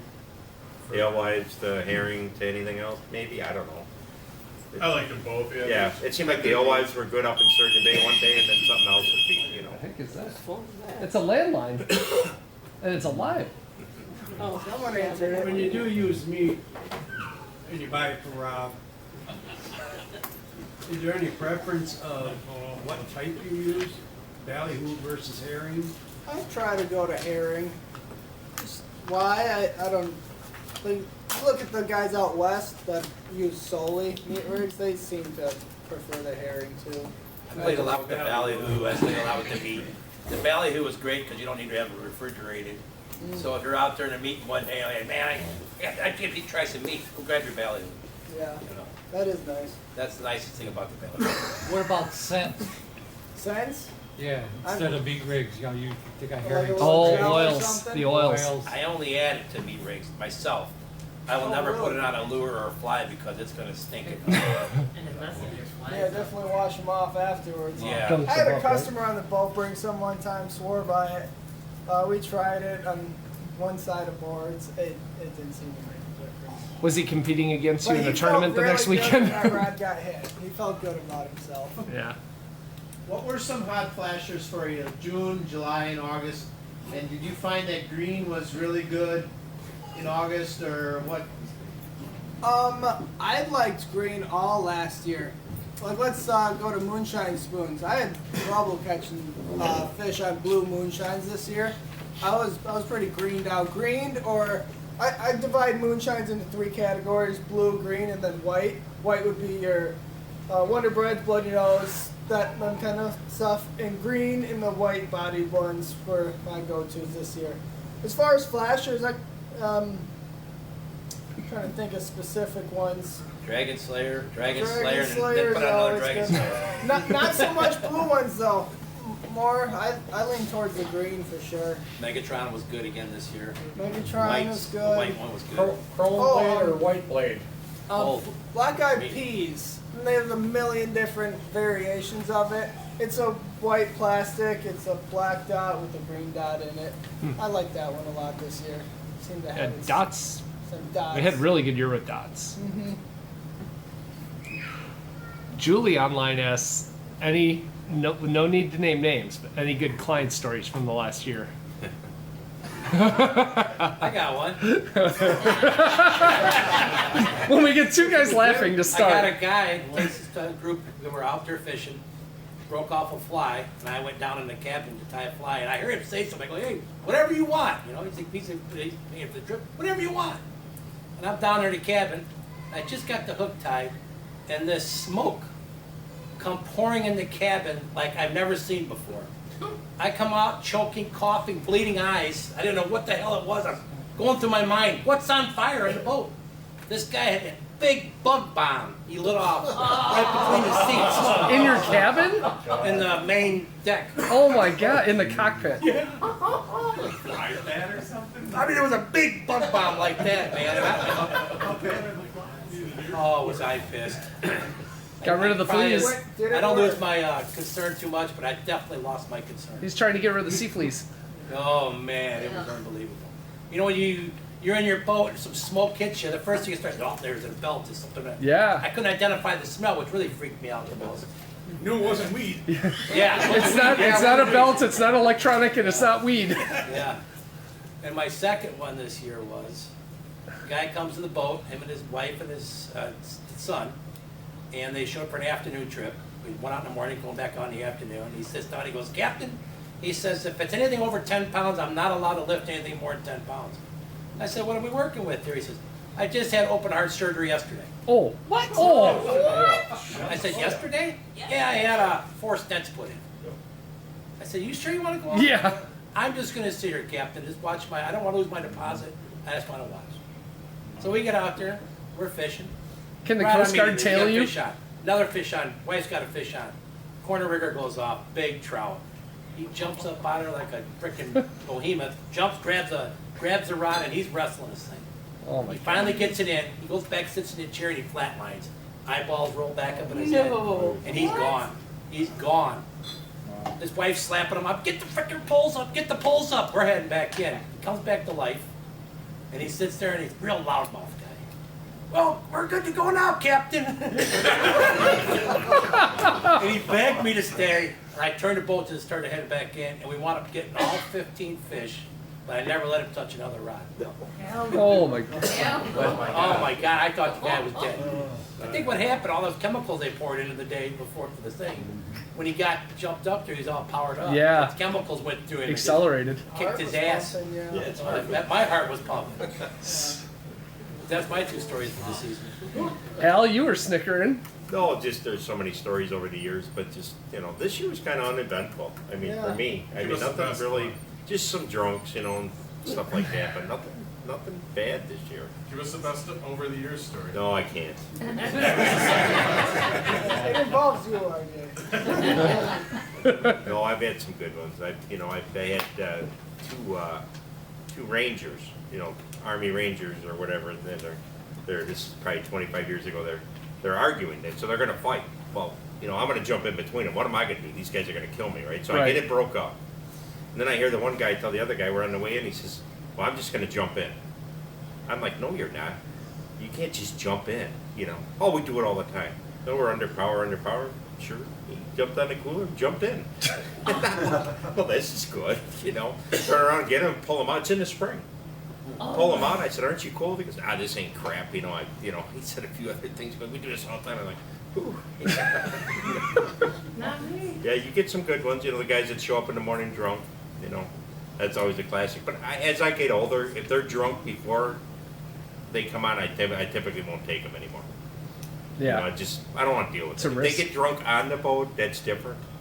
But it's just, I don't want to deal with it. Just been doing it too long, and just, why are you coming fishing? I love the guys that go out and they'll go out all night and they stay up till 3 in the morning. They come to the boat at 4:30, and then Sleep the whole time. Pass they out sleep the whole. time. What do you do? So I think one of the other really funny ones, we had this guy, we were in the Euchre tournament up there. They used to have a big Euchre tournament at Racine. It was awesome. I think you won it 10 times up there, didn't you? But awesome tournament. We had this guy, he was a Navy SEAL. And he was part of our team and the captain. So it was just 3 of us because we lost our 4th guy because you had to put another guy in another boat for an observer. So the guy shows up at like 4:30 in the morning, drunker than heck, the Navy SEAL guy. We get out there, I'm setting rods, first rod goes off. I'm, here, I turn around and look, and the Navy SEAL, I see him coming. I'm fighting the fish, I look back, he's gone, he's on the floor. I'm like, God, he passed out, man, on me. So I'm fighting the fish, I get up. I tell my buddy up the top that we had a fly bridge boat, I go, "Hey, your Navy SEAL down here passed out." I go over and roll him over. He's got a softball on the side of his head. Oh. When he was running towards the back of the boat, he ran into the wall. Knocked himself out. Oh, God. It was crazy. But yeah, if you go out there enough times with people, you're going to have some stories. people always ask, they'll say, "Well, how are we going to do?" Really? And Keon knows what I always say. I'll let you know in 6 hours. You don't know. You don't know. I mean, you can go out in the morning, catch 30 coals, you go to the same spot in the afternoon, they're not there. Yeah. You don't know. I've been fortunate. I'll say this, on a 5-hour charter, I've never been skunked. 41 years it'll be this year. So I've been fortunate. I went to the Bell and caught one. But I've been skunked like coming in early or something like that. So, but it's tough sometimes, and you got people that they're hovering over you, or you get the, it's nice to take groups out that just want to go out and have fun. But you do get the groups that are just Or they're hardcore. fishermen and they hardcore. understand fishing. Yeah. Or they've been out for years now. Yeah, they understand fishing. No, we're not catching up. They Yeah. understand it. Yeah. But the other guys that don't understand it, that's the brutal side. Yeah, But I would say 90% of the groups are pretty awesome. Yeah. I mean, we're pretty fortunate. I mean, you get the few, but but I'd say most of them are pretty good. So. When you're running out of Kenosha, you still run pretty much every day to plan. I watch you guys always come out of there, and a lot of the times you're setting up just before the drop off, and then you swing it north. When do you decide to get off that hill areas and go deeper? What is it? Just not catching them? Yeah, or for me, right Right away, yeah. I mean, me and Dion talk all the time. You know, it's funny because his phone doesn't work a lot. You know, or mine doesn't work. You know, I'll be calling, I'll be frustrated when I'm not getting hit. And then he said, well, I've had 10 bites already. I'm like, oh shit, you know. I mean, like, I got to keep going. Or, you know, but typically for me, I set in 75 to 80. You can ask Dion, 90% of the time I go north out of Kenosha. I just think it's better in the summer to the north up towards Racine. The Now, hill you get- wider up there. Yeah, you get guys that go south. You know, Kenosha's got more charter boats. I don't know a port that has more charter boats than we do. You know, I mean, maybe Port Washington, you know, then get up to Sheboygan or something. I mean, there's, 25, 30 guys. You know, so on a weekend, you know, you get the guys that are all going out, but we typically always go north, and then within the first half hour, I know something's, you know, if they're not biting, you know, we're sliding out, and then I'll bail. You know, when I say bail, a lot of times if they're not on the hill, 120 to 140 is good. Or, you know, that's where they'll start biting. You know, or, you know, it seems like that, and then all of a sudden you'll get to that 150 to 170 for salmon, you know. I'll fish salmon as long as I can. You know, if I can keep getting bit, I'll stay on them, you know. And then I'll bail out if we have to for trout. Then the last couple of years, we haven't had to. I mean, like Dion said, in October, you know, we go to Canada for a couple of weeks and we came back and we fished. I typically don't. That fishing in October on the hill was the best I've seen it ever, I think. I fished out of Kenosha this fall a lot. Yeah. It was good. 30 kings in 2 hours. And you weren't getting, a fair amount of 3-year-olds and 2-year-olds. And, you know, I was worried, you know, doing this a long time, all summer, I thought the fish were small. And they were small. Look at Salmon-a-Rama. You know, you had one 30-pounder and then the rest. Yep. I mean, last year in Sturgeon Bay, I mean, we were catching a lot of fish at 22, 23. You know, we couldn't get the big one. I mean, I know RJ and them couldn't either. Well, you had, you know, for a little while you did, but Yeah, last year was the year you guys. But this year, what was there, 130 in the tournament? And then I think they kind of wonder. I was nervous. I you know, I don't go by, you know, everybody says, oh, there's a lot of bait, there's a lot of this. I look at the size of the fish. You know, if you're getting long, skinny fish, there's a problem. But I thought the fish this fall were healthy. You know, Seemed like it. When you do break off hills, do you find a set depth that you kind of end up rolling into a lot? that 120 to 140 How for about kings. when you break off of For there? kings. If it's not good. Let's keep going. Yeah, keep going. Yeah. You know, because once we get out, like if we get out, say like 170 to 180, and we're still not getting bid good on the kings, we might start fishing trout a little bit, put a rod down. But we always got all that other stuff up higher. You know, I don't put my wire dipsies down to the bottom.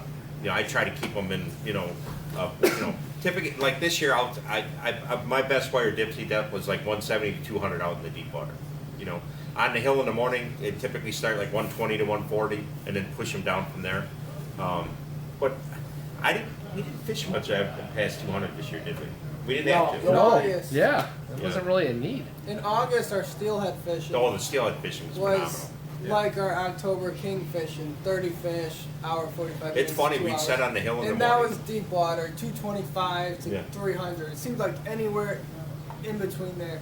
And it was just shallow, orange spoons, trolling real fast. Classic. 3.5, 3.7, getting up there. But it was unbelievable. 30 steelhead, and we were doing it for a while. 2 weeks, 3 weeks going. Fish the hill to start and then troll out. And then, seriously, we had 7, 8 fish. For a while, you knew once you got out there and you got on them, be done. It was that good. I don't know if you guys got into that steelhead fishing out there this year. No, I didn't. It was phenomenal. It was fun. It was. Like 5 We're colors and jumping. less, or Yeah, 5 colors. Just shallow coppers. I take that back. All the way from our 150s to our 300s. Okay. A 30 Wow. rigger that hit it and come flying out of the water. yeah. Our high dipsies like 80 feet back, you know, in the 3.5 setting. Just real shallow. When you riggers. guys are out running 14, 16, 18 lines, you got clients, how are you keeping them spiny fleas off your lines? So first of all, I don't ever run that many rods. No. No. I typically, I 3 coppers on the side. For me, 3 coppers on the side, 2 dipsies, 1 on each side, and then 3 riggers is what I run. And then Dion, because, and seriously, he was doing so well on his high dipsies, and I used to run high dipsies, and I wasn't being lazy this year, they just weren't working, and all of a sudden they started working, and he was kicking ass on them, so I'm like, okay, let's go. But we didn't have that much problem with that fleas this year. I mean, I didn't think. I mean, you know, I didn't think it was too bad. I mean, it attacks the braid a lot. You gotta think your board rod, there's not that much backing actually in the water. Our only braid rigger rod is our deep trout one. My high dipsies I switched over to wire this year. That helped with that. So no, we wouldn't have too much problem with it. When they are bad, what we do about them, it's nothing to deal with them. Just try The to cotton is ball 'em worse. up. The cotton, that, and it to a point you try to pick it off, we just cut it and retie it. I It's snip, faster, snip it, slide it off, tie it again. It's Oh. you know. Why is that? Seems a little too obvious. I don't know why I didn't think of that. Oh, it works great. Yeah, exactly. It works great. Like, Well, I Evan- try to pick it off. Honestly, it's faster. It's a Yeah. lot faster. You can tie it not very fast. Yeah. You hate to splice it, but if you can slide it all the way down to your swivel. Well, I'd be tempted to should put a be pro timed swivel on anyways. there and just boom, Gloves? boom. What's your secret to getting the fleas off the line? What's your quickest way? Okay, if you make a bow in the line, and use the line to almost cut them off. So I bow them, get them in a ball, and pull them off. Make a loop. Yeah, a loop. There And you just a bow in it, and all of a sudden it'll give, and they'll all come.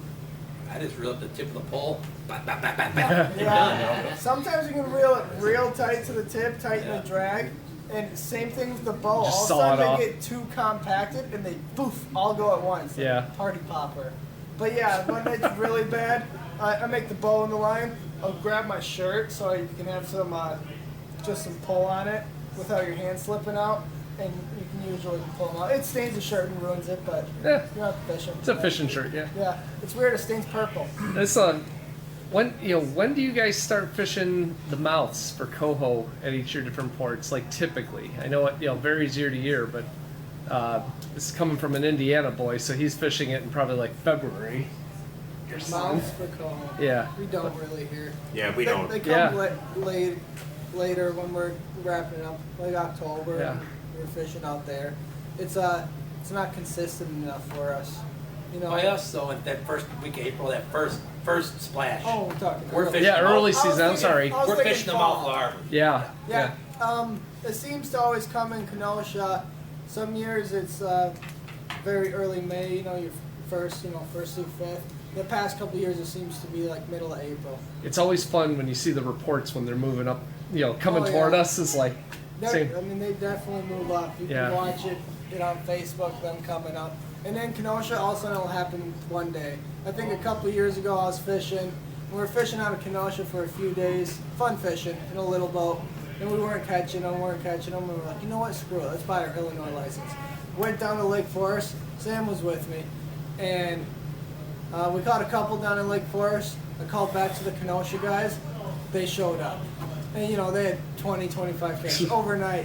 I'm like, well, we gotta head that way anyways. Reel them up and go back to Kenosha and clean them up. That's there. a haul on a boat like yours. You guys that have been On fishing, a truck. Oh. been fishing a long time, when I started fishing first mating back 83, 84, and I became a captain in 85, in the spring, you went out to 15, 20 feet of water. It was nothing to catch your 30 cohos. Yeah.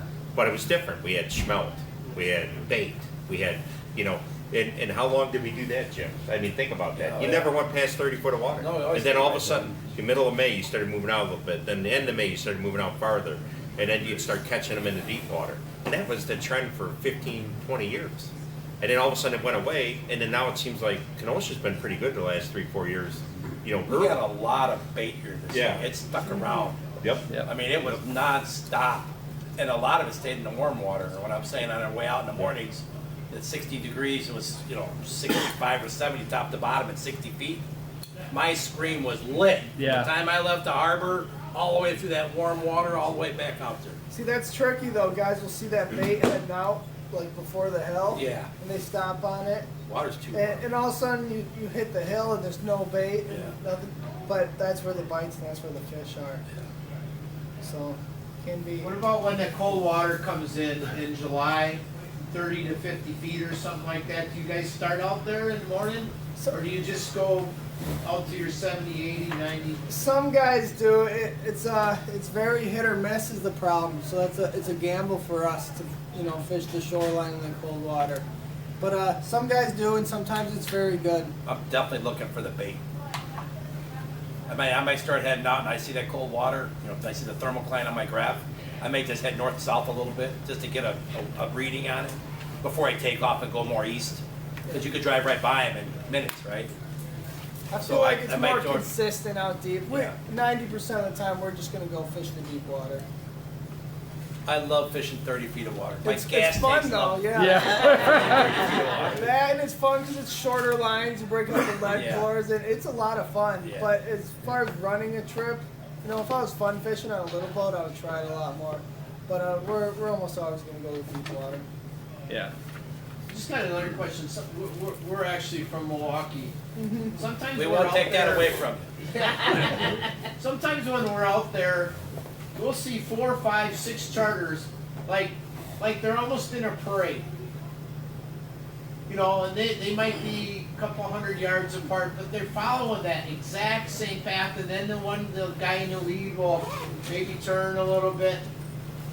You guys do that, or is that just Not so much on purpose. We might funnel in like that. Like, let's say we're fishing the hill 70 to 100 feet, but this morning seems like they're really biting like 70 to 75, like up tight on the hill.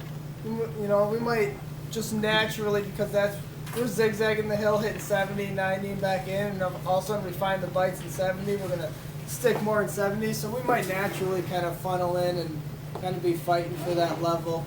But nothing on purpose like that, no. You're talking more the north side of Milwaukee Harbor, right? Yeah. Yeah. Yeah. Well, if you look at the lateral lines up there by the wreck off of Fox Point and there, it comes like this.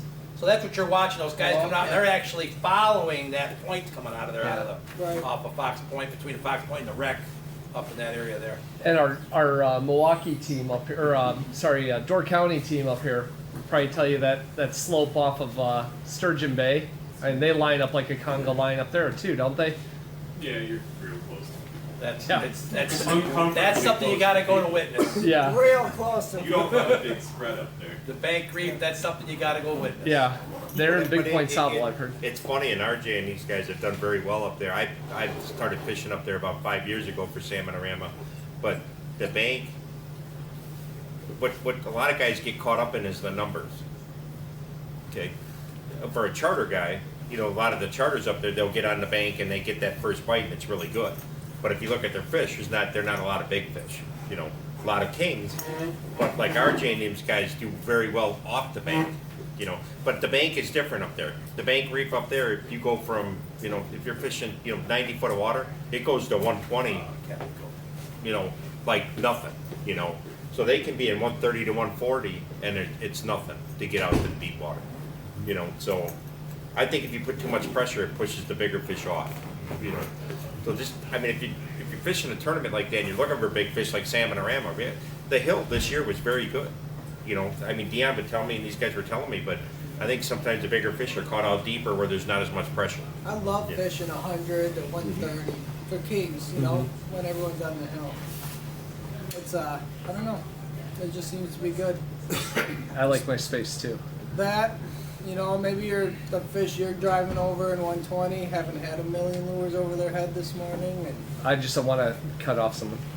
Well, that, and it's not far, you know, it's, Yeah. to be in 120 on the hill compared to the guy in 80, it's right there, it's a couple hundred yards. it's not fun fishing around a lot of other, I mean, the bank reef to me is a joke. It's a joke. Because and Jim will tell you, and we this year, the last couple of years, we have fished less and less on the bank.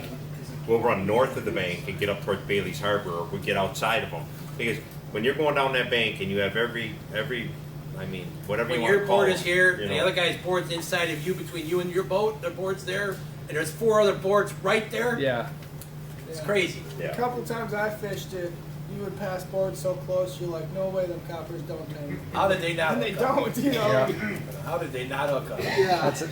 Getting autopilot on our last boat. You know, you get used to it, but you still got to remember to keep your head on a swivel to see if you're. Forward, yeah. Yeah, I don't running like between fishing. Kenosha and Racine. It's like, oh, we're good for 3 miles. I turn around, all of a sudden someone's honking at me because I came up on them and didn't even realize it.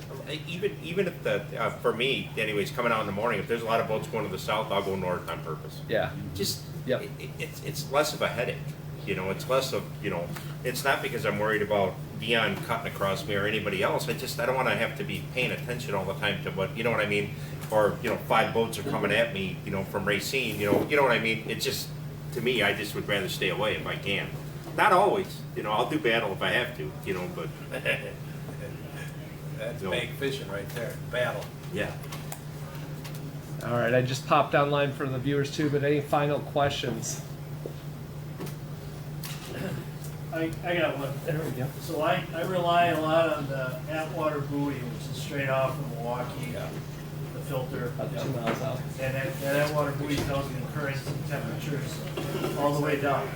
But I've heard guys tell me, and I most of the time I'm out and I'm set up, but if you want to get closer to shore, because there's that current that flows naturally north and south all year on that app, right? So there's actually a river of colder water coming down, say from Washington. It's real close to shore. You guys see that by you? Not really. No, it switches. We get it from every direction. Fox Point is a whole different animal. Yeah, it's a different And way. you really, coming out of Milwaukee, you really need to learn how to fish that Fox Point. You fish that structure off of Fox Point, would be north-south, outside or inside of it. You guys are in a great, great spot. I marked a lot of bait fish, but I caught more fish south, not up. There's some great structure north of Fox Point. But I was telling these guys all summer, boy, there's a lot of bait up here. We just didn't catch. When we did catch fish, they were Chinooks, but the numbers weren't there. So I don't know. Maybe I was doing something. I think wind point, Oh, and, yeah. and I learned this from Dustin. You guys all know Dustin, and I didn't realize this. But wind point out in the deep water, the currents are different. And you guys may know that. I don't fish out there as much, but we were fishing the Milwaukee tournament 6-7 years ago. I think Dion was with me. You couldn't buy a salmon out of Milwaukee. I mean, like, when we pulled lines, we were 27 miles from the harbor mouth trying to catch steelhead. And I think that year we only caught 7 or 8 fish for the tournament. But I mean, but the currents out there, and Dustin was the one that told me, because, you got to realize that point does more than you think. And I didn't realize that, because I don't fish up there that much. But that's what Jim was saying about Fox Point. It's the same thing. There's currents and stuff that come out that point. If you can learn to fish at that, the way that contour runs, Fox Point, somebody said wind point, but Fox Point, man. Yeah. We won a lot of, I fished with Seamane during the tournaments, and they're out of Milwaukee there. We've done very well fishing off the Fox Point area there. A lot of tournaments. Yeah, a lot of tournaments been won there. And another big area coming out of Milwaukee is the Green Can, down to the Blue Balls. And that's 60 to 100 feet of water. Spend a lot of time down there, you're going to find a lot of fish down there. You fish tournaments real quick before we end. And I know a lot of guys don't want to fish lake trout. You will not win a tournament if you don't have trout in your box. Very few tournaments out of 10-fish tournament are won without trout in their box. Yep.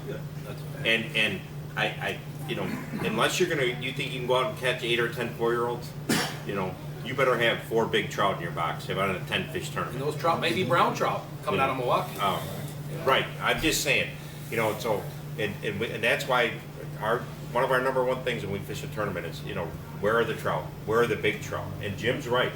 That Green Can and them blue balls out in that little stretch there are a lot of big trout there. We've won a lot of tournaments off of that area. Mm-hmm. So. Thank you. So during Salmon-a-Rama, I know you are all pretty much booked.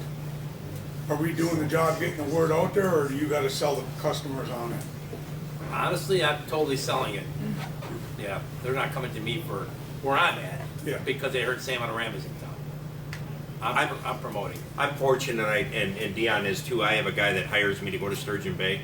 I'm very impressed with Salmon-a-Rama in the last 10 years. I got to be honest with you. I thought with Cole, I grew up with Cole-a-Rama in Kenosha, and I thought there's no way this tournament's going to keep going. And you guys are doing a phenomenal job. And I'm disappointed in my sponsor. One of them, is right here in Racine and doesn't do more. And I'm going to try to push him Cannon to get some more sponsorship for the tournament. I think it's by far the best tournament on the Great Lakes. Yeah, moving into your new venue that you have now, the way it's set up to bring the fish in, the way the raffle end of the week raffle. Who's never doesn't go to that? I don't know. That's Oh yeah. that's the Everyone- coolest thing ever. everyone Man. goes I mean, home that's, with prizes. yeah, that's The that is big so fly cool. in Salmonorama Yeah. is so much fun. There's a I mean, million ways to win, so everyone feels like they have a Yep. chance. You know, you Yeah. can poke one fish, and it doesn't have to be the big fish. It could be biggest coho. And the best part about it, you guys kept your ticket prices down enough so everybody can be in it. You know, you haven't outpriced yourself. Like great. a lot of people have done today and everything they do. You know. Yeah. Well, it's hard because many of them, there's a small take for whatever organization, for profit or nonprofit. We've done well with trying to continue our sponsorship traditions that help keep that low so that the payouts are high. Yep.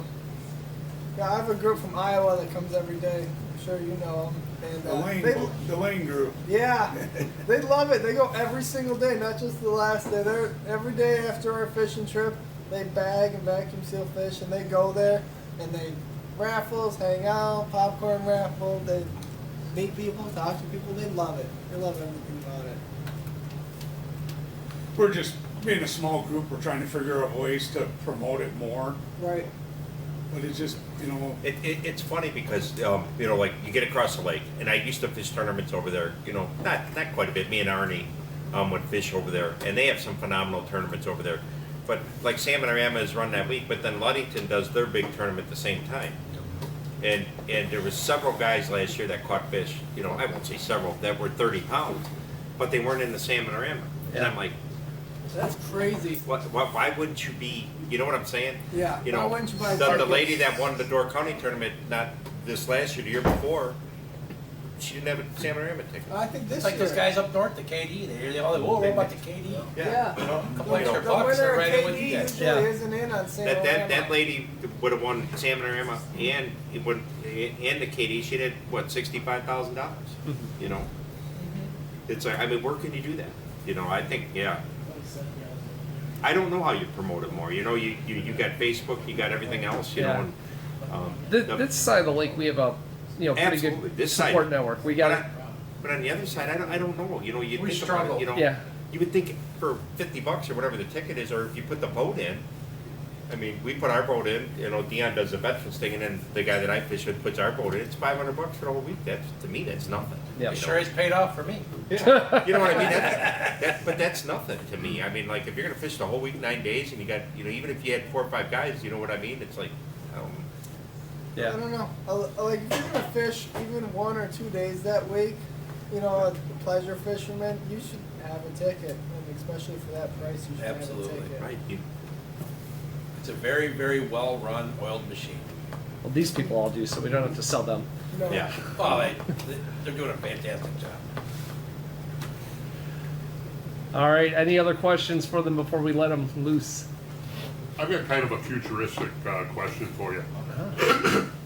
In Racine, they're going to be building this data center, the AI data center, and they're saying when that's fully complete that they're going to use about 8 million gallons of water a day on that. There's also one planned for, I don't know, one of the counties north of here. Port Washington. Port Washington. Yep. But the state of Michigan has 9 of them planned over there. 4 of them that'll be on the Michigan side, a couple on Huron, and I think a couple in Erie.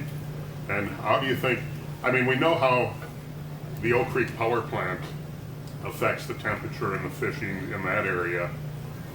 Do you have any opinion on what you think this is going to have on Are they going to be returning the warm water back to the lake? They're going to be returning the warm water back to the I lake. think it's going to be fantastic.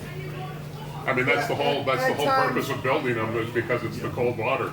I don't think it's gonna raise like out on the hill. I don't think you're gonna be like, oh man, the water's warmer than it was, 10 years ago before they were built. I don't think though. I think it's going to give you a couple I don't extra know the months of really good numbers. fishing early, Yeah, it's gonna congregate. especially for the fish. small boaters. I'd look at it like more Oak Creeks, probably. We used to have the Zion nuclear plant. We Goodness, used to have a spring, discharge summer. out there. The plant 16, the coal burning plant. You'd see 100 little boats out there all the time fishing. If around they're those going through the water city discharges. system, no. And Now if they're it was both discharged into that I don't reservoir, think they know it what's would, going to happen but with Oak I Creek. don't- they're not going to be I allowed got to a couple do of buddies that. that work there, so if Oak Creek shuts down, Right. that ruins that whole corner. Right. So I don't see how it couldn't be a benefit for, you know what I mean? as long, you know, everybody always says, you know, it's like the nuclear plant. Jim knows a lot about the nuclear plant, so do I. When the nuclear plant was open, you know, everybody, oh, you know, well, what people don't realize is when the water went in, they filter it and they clean it. You know, when it comes back out, it's cleaner than when it went in. So as long as the AI stations keep to that, and they will because of the way the government is, I think it's, I think it can't, it's got to help. You know, in some, you know, and I don't know where the discharge is going to be. That's they're all municipal discharge, so it's already water that's taken in by the city plants. Okay. So like you said, it's coming out cleaner.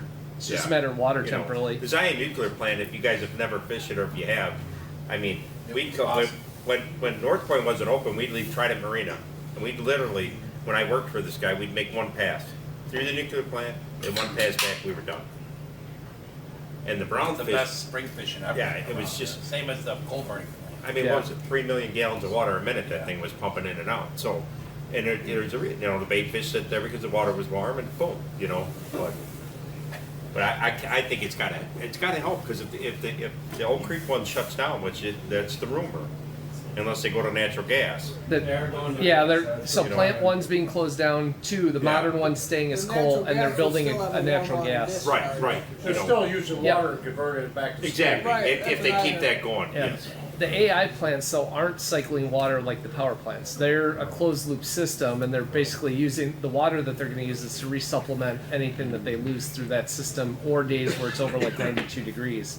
So it's not really the same as like yeah, but not a flow like the power plants are. Right. It's really just to top off that 8 million system. Gallons? Well, that's what they're. A year. That's what they're predicting. Yeah. Yeah. Like he said, there's Oh, a 3 million. year. Yeah, it's not that much. At all. People- That's a trickle. That's the thing. Right, nuclear plant did that a damn. Yeah, they did that. Yes, and an hour. Yeah. Yeah. The giant nuclear plant, when you went by the suction tube, you know, and this is true. Your boat would get pulled sideways. Yeah. You could see in 20 foot of water how that current was sucking in. And when it came back out, I mean, you know, it's 3 It was million gallons. hauling. It was awesome fishing there. Yeah. Awesome. Yeah, 8 million a year is a trickle. Yeah. It's a garden hose. Yeah. Yeah, that was one clarification on the power plant too, which I think we answered already on that. So, any other questions for the gentleman? Use that term loosely. Yeah. Yeah. I got one thing to ask. All right. If anybody wants any t-shirts from Salmon Unlimited, they're $20. I also have pins from Salmon Unlimited for $5 each. Oh, I want to see that. I have a lot of different maps and GPS numbers in regards from numbers to shoreline, where you have a reference up the shore from North Point all the way to the 2 towers in Milwaukee, and just other ones of different harbors. So if you're interested, I have them here. All right. I guess we'll finish it out though before that, but say thank you. Thank you all for coming up. Jim in particular, I know you got a long ride. Yeah, about an hour and 10. Yeah. And, we had our meeting last night, so that too. Enough of that, man. Yeah. What's that? Still says it's Elk River. I'm looking at it. Oh, you said it would be closer. Yeah, no, it's in Winthrop Harbor. Winthrop Harbor. We're having our swap meet. Our swap meet. Oh, yeah. No, it's in Winthrop Harbor. Yeah, we're gonna have a swap meet March 14th. I got that coming up. The tables for members. Yeah. Tables for the members. You guys are included in the members' price. Yeah. The tables, because you are asking members. Let you guys have that. Yeah, that's Boat guys are USA and Arnie said anyway, for us to get involved. I just asked them if we were like, are we then? You would, but you have to come under the Illinois side. When I go back to those 2 discounts, both US and West Breeze. West Breeze is the biggest one. They're not letting anybody else into that program.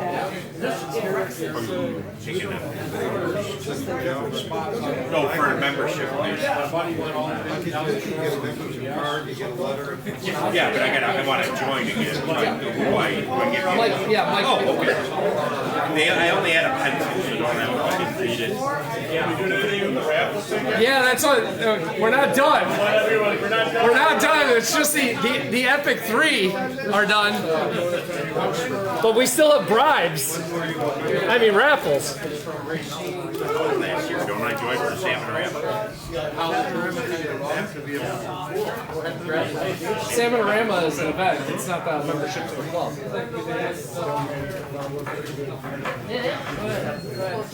This one here is, they're different ports all the way up and down the whole lake.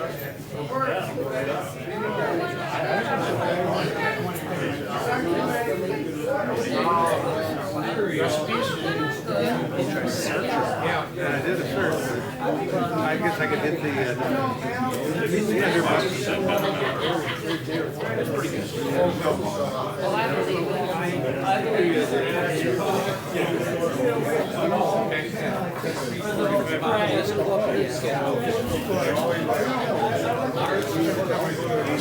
Is he in then? Like, can you get him in so I can get he's in. Well, it's still only the first point.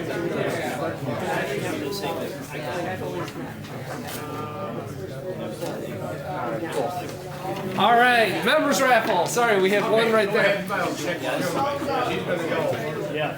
I need a volunteer to pull these. Yes, sir. I'll do it. All right.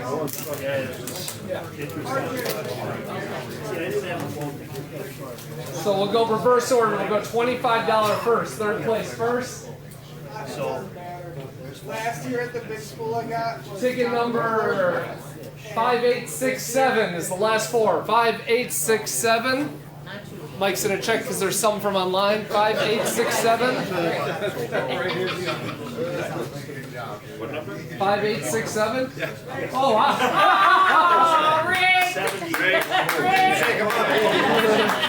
I did. I shook them up, and then they were pulled by Jeff. All right. Mix those up a little better. Yeah. No Why? Because it wasn't your name. All right. $50 gift certificate. $50 gift certificate. To 5855. 58. Online guy. That's online. Dan, Oh, Dan. Oh, okay. Dan, we got a $50 gift certificate with your name on it. Dan. Oh. And for the 100, big one. What's your name, your Esperanza guy? I'm RJ. Pleasure to meet you. Like Dave or something worse. 5840. 5840. All right. Not too shabby. All right.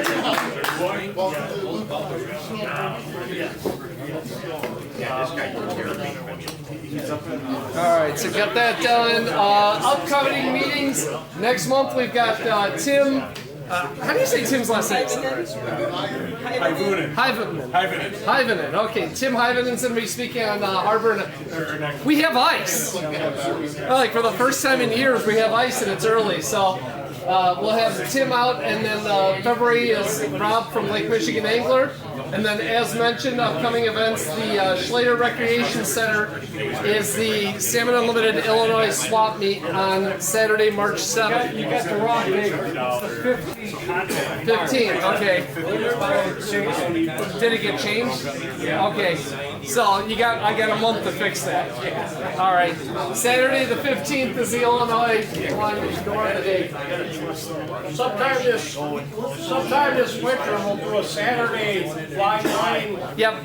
Here at this place here, and we'll be posting that, and just have different people come in and show how they time their flies. Check it. I already messaged Lonnie this morning and talking to him. So maybe late January, early February. So January, February. Yeah. Gonna fly tight. Tube jigs, tie flies, all sorts. Fly ties. Fly ties. All right, that's it. Thank you all for coming out tonight. Thank you for the 25 of you that were online too. It's awesome to see that many people out here today. Feel free to stick around and chat it up.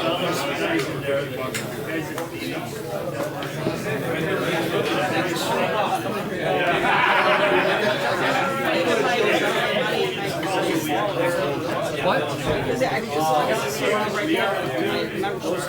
Yeah. What's up? Oh, the raffle. Okay.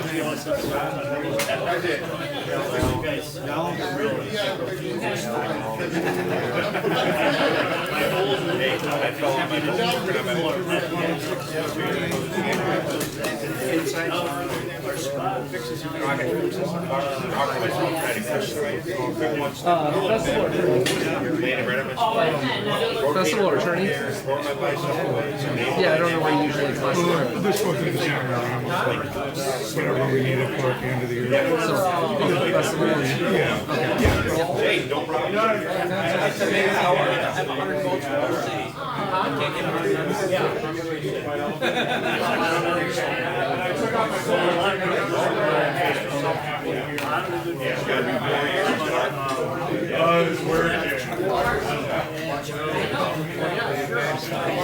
Once Mike is free, just flag him.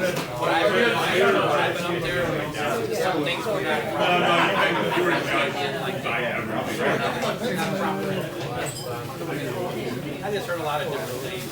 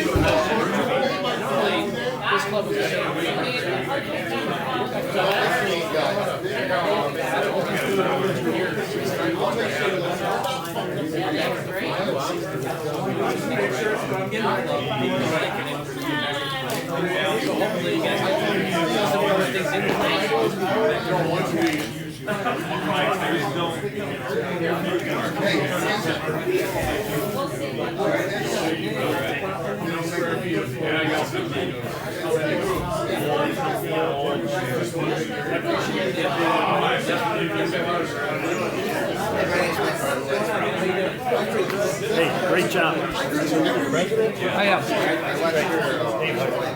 Hey, pleasure to meet you. Let me use that one. Fair enough. This is a reminder. Is that the updated one? Yes. Yep, we'll put that right in here because when I do the editing, it'll be on top. And then one other thing I want to talk about. Yeah. We did this for the first year this year. We gave out 2 scholarships. You know, I called agencies, and then I called Matt Cordy, you probably know. Okay. He's with the U.S. Fish and Wildlife Service out of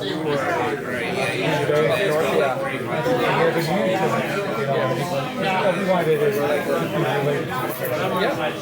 So he gave me 2, I got 2 reviews from him. One girl's That's what I have. started out. She's studying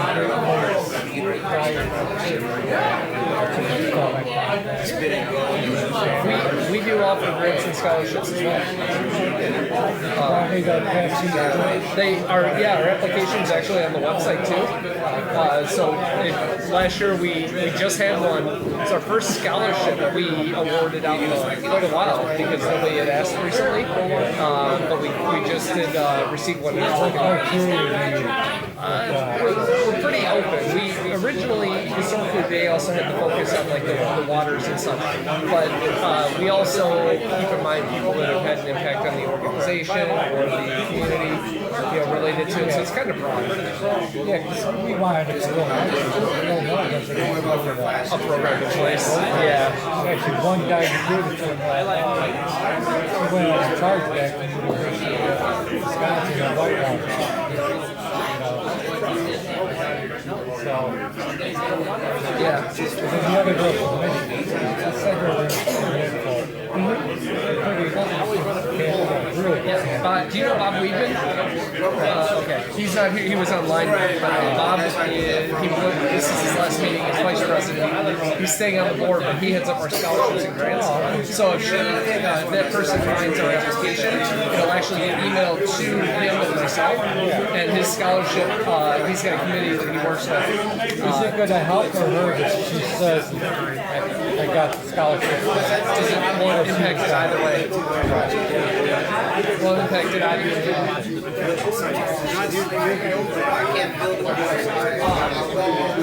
Yeah, we wouldn't hold it against her. It wouldn't be a bonus anyway.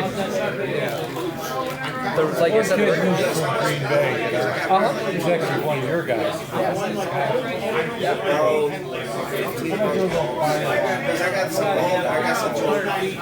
Why we picked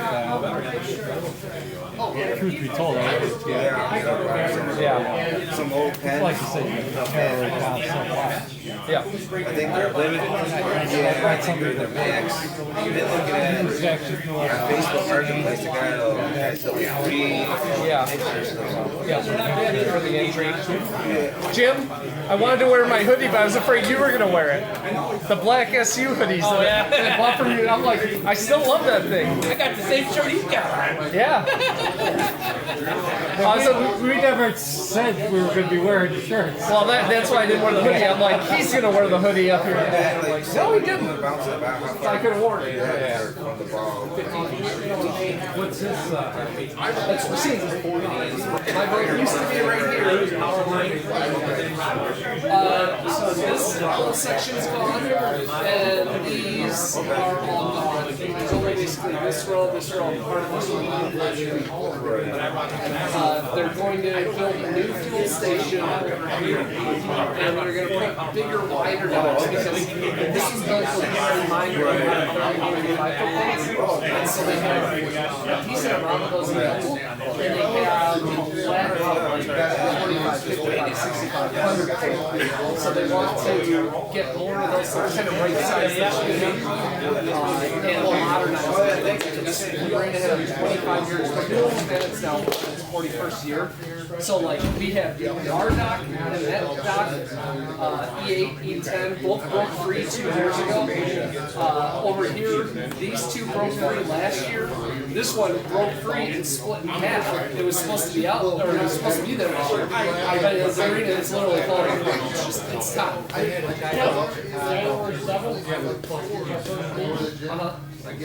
Okay. Well, I'll try to make it. Okay. I'll get some feedback from the other guys. Oh yeah, and that's what the new design is to have some like slips to accommodate because right now the head visor has a 75 foot boat here, and there's like a 78 foot boat here, and they're even at the ends they're kind of pushing the limit. So they're going to redesign the marina to add more big boat slips and take out a lot of the 30 and 35 footers that are still empty. So, Almost a third of that. And like I said, so it's in for both of those feet. That's what they need to do. all right, I'm going to disconnect here so I can break down. Good to get the first flyer? Yeah. You want to make it? Yep. Is that yours? Yeah. What's important? Yeah,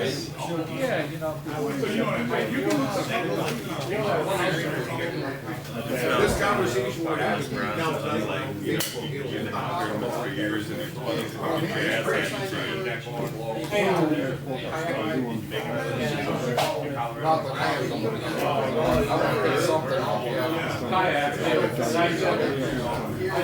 yeah, you gotta be careful. One check in the West Cache. Do you want to keep this for the future events? Because I mean, you're the one who's going to utilize it, so. Lucky me. Pretty much with my help, but. Actually, I was hoping to get it to a point where we could actually start doing a 50-50 raffle. Yeah. Or do you want me to keep this just with the stuff I transport anyway? If you got, I can do it. you got a bin or something, you put it all in. Yeah. I will add it to my. I carried it in today with the system. Can't get that in that case for the rest of the stuff.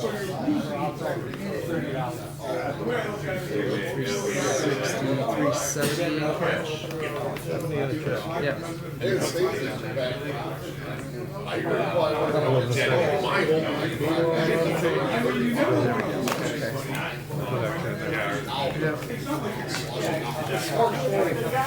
You gonna win that one too?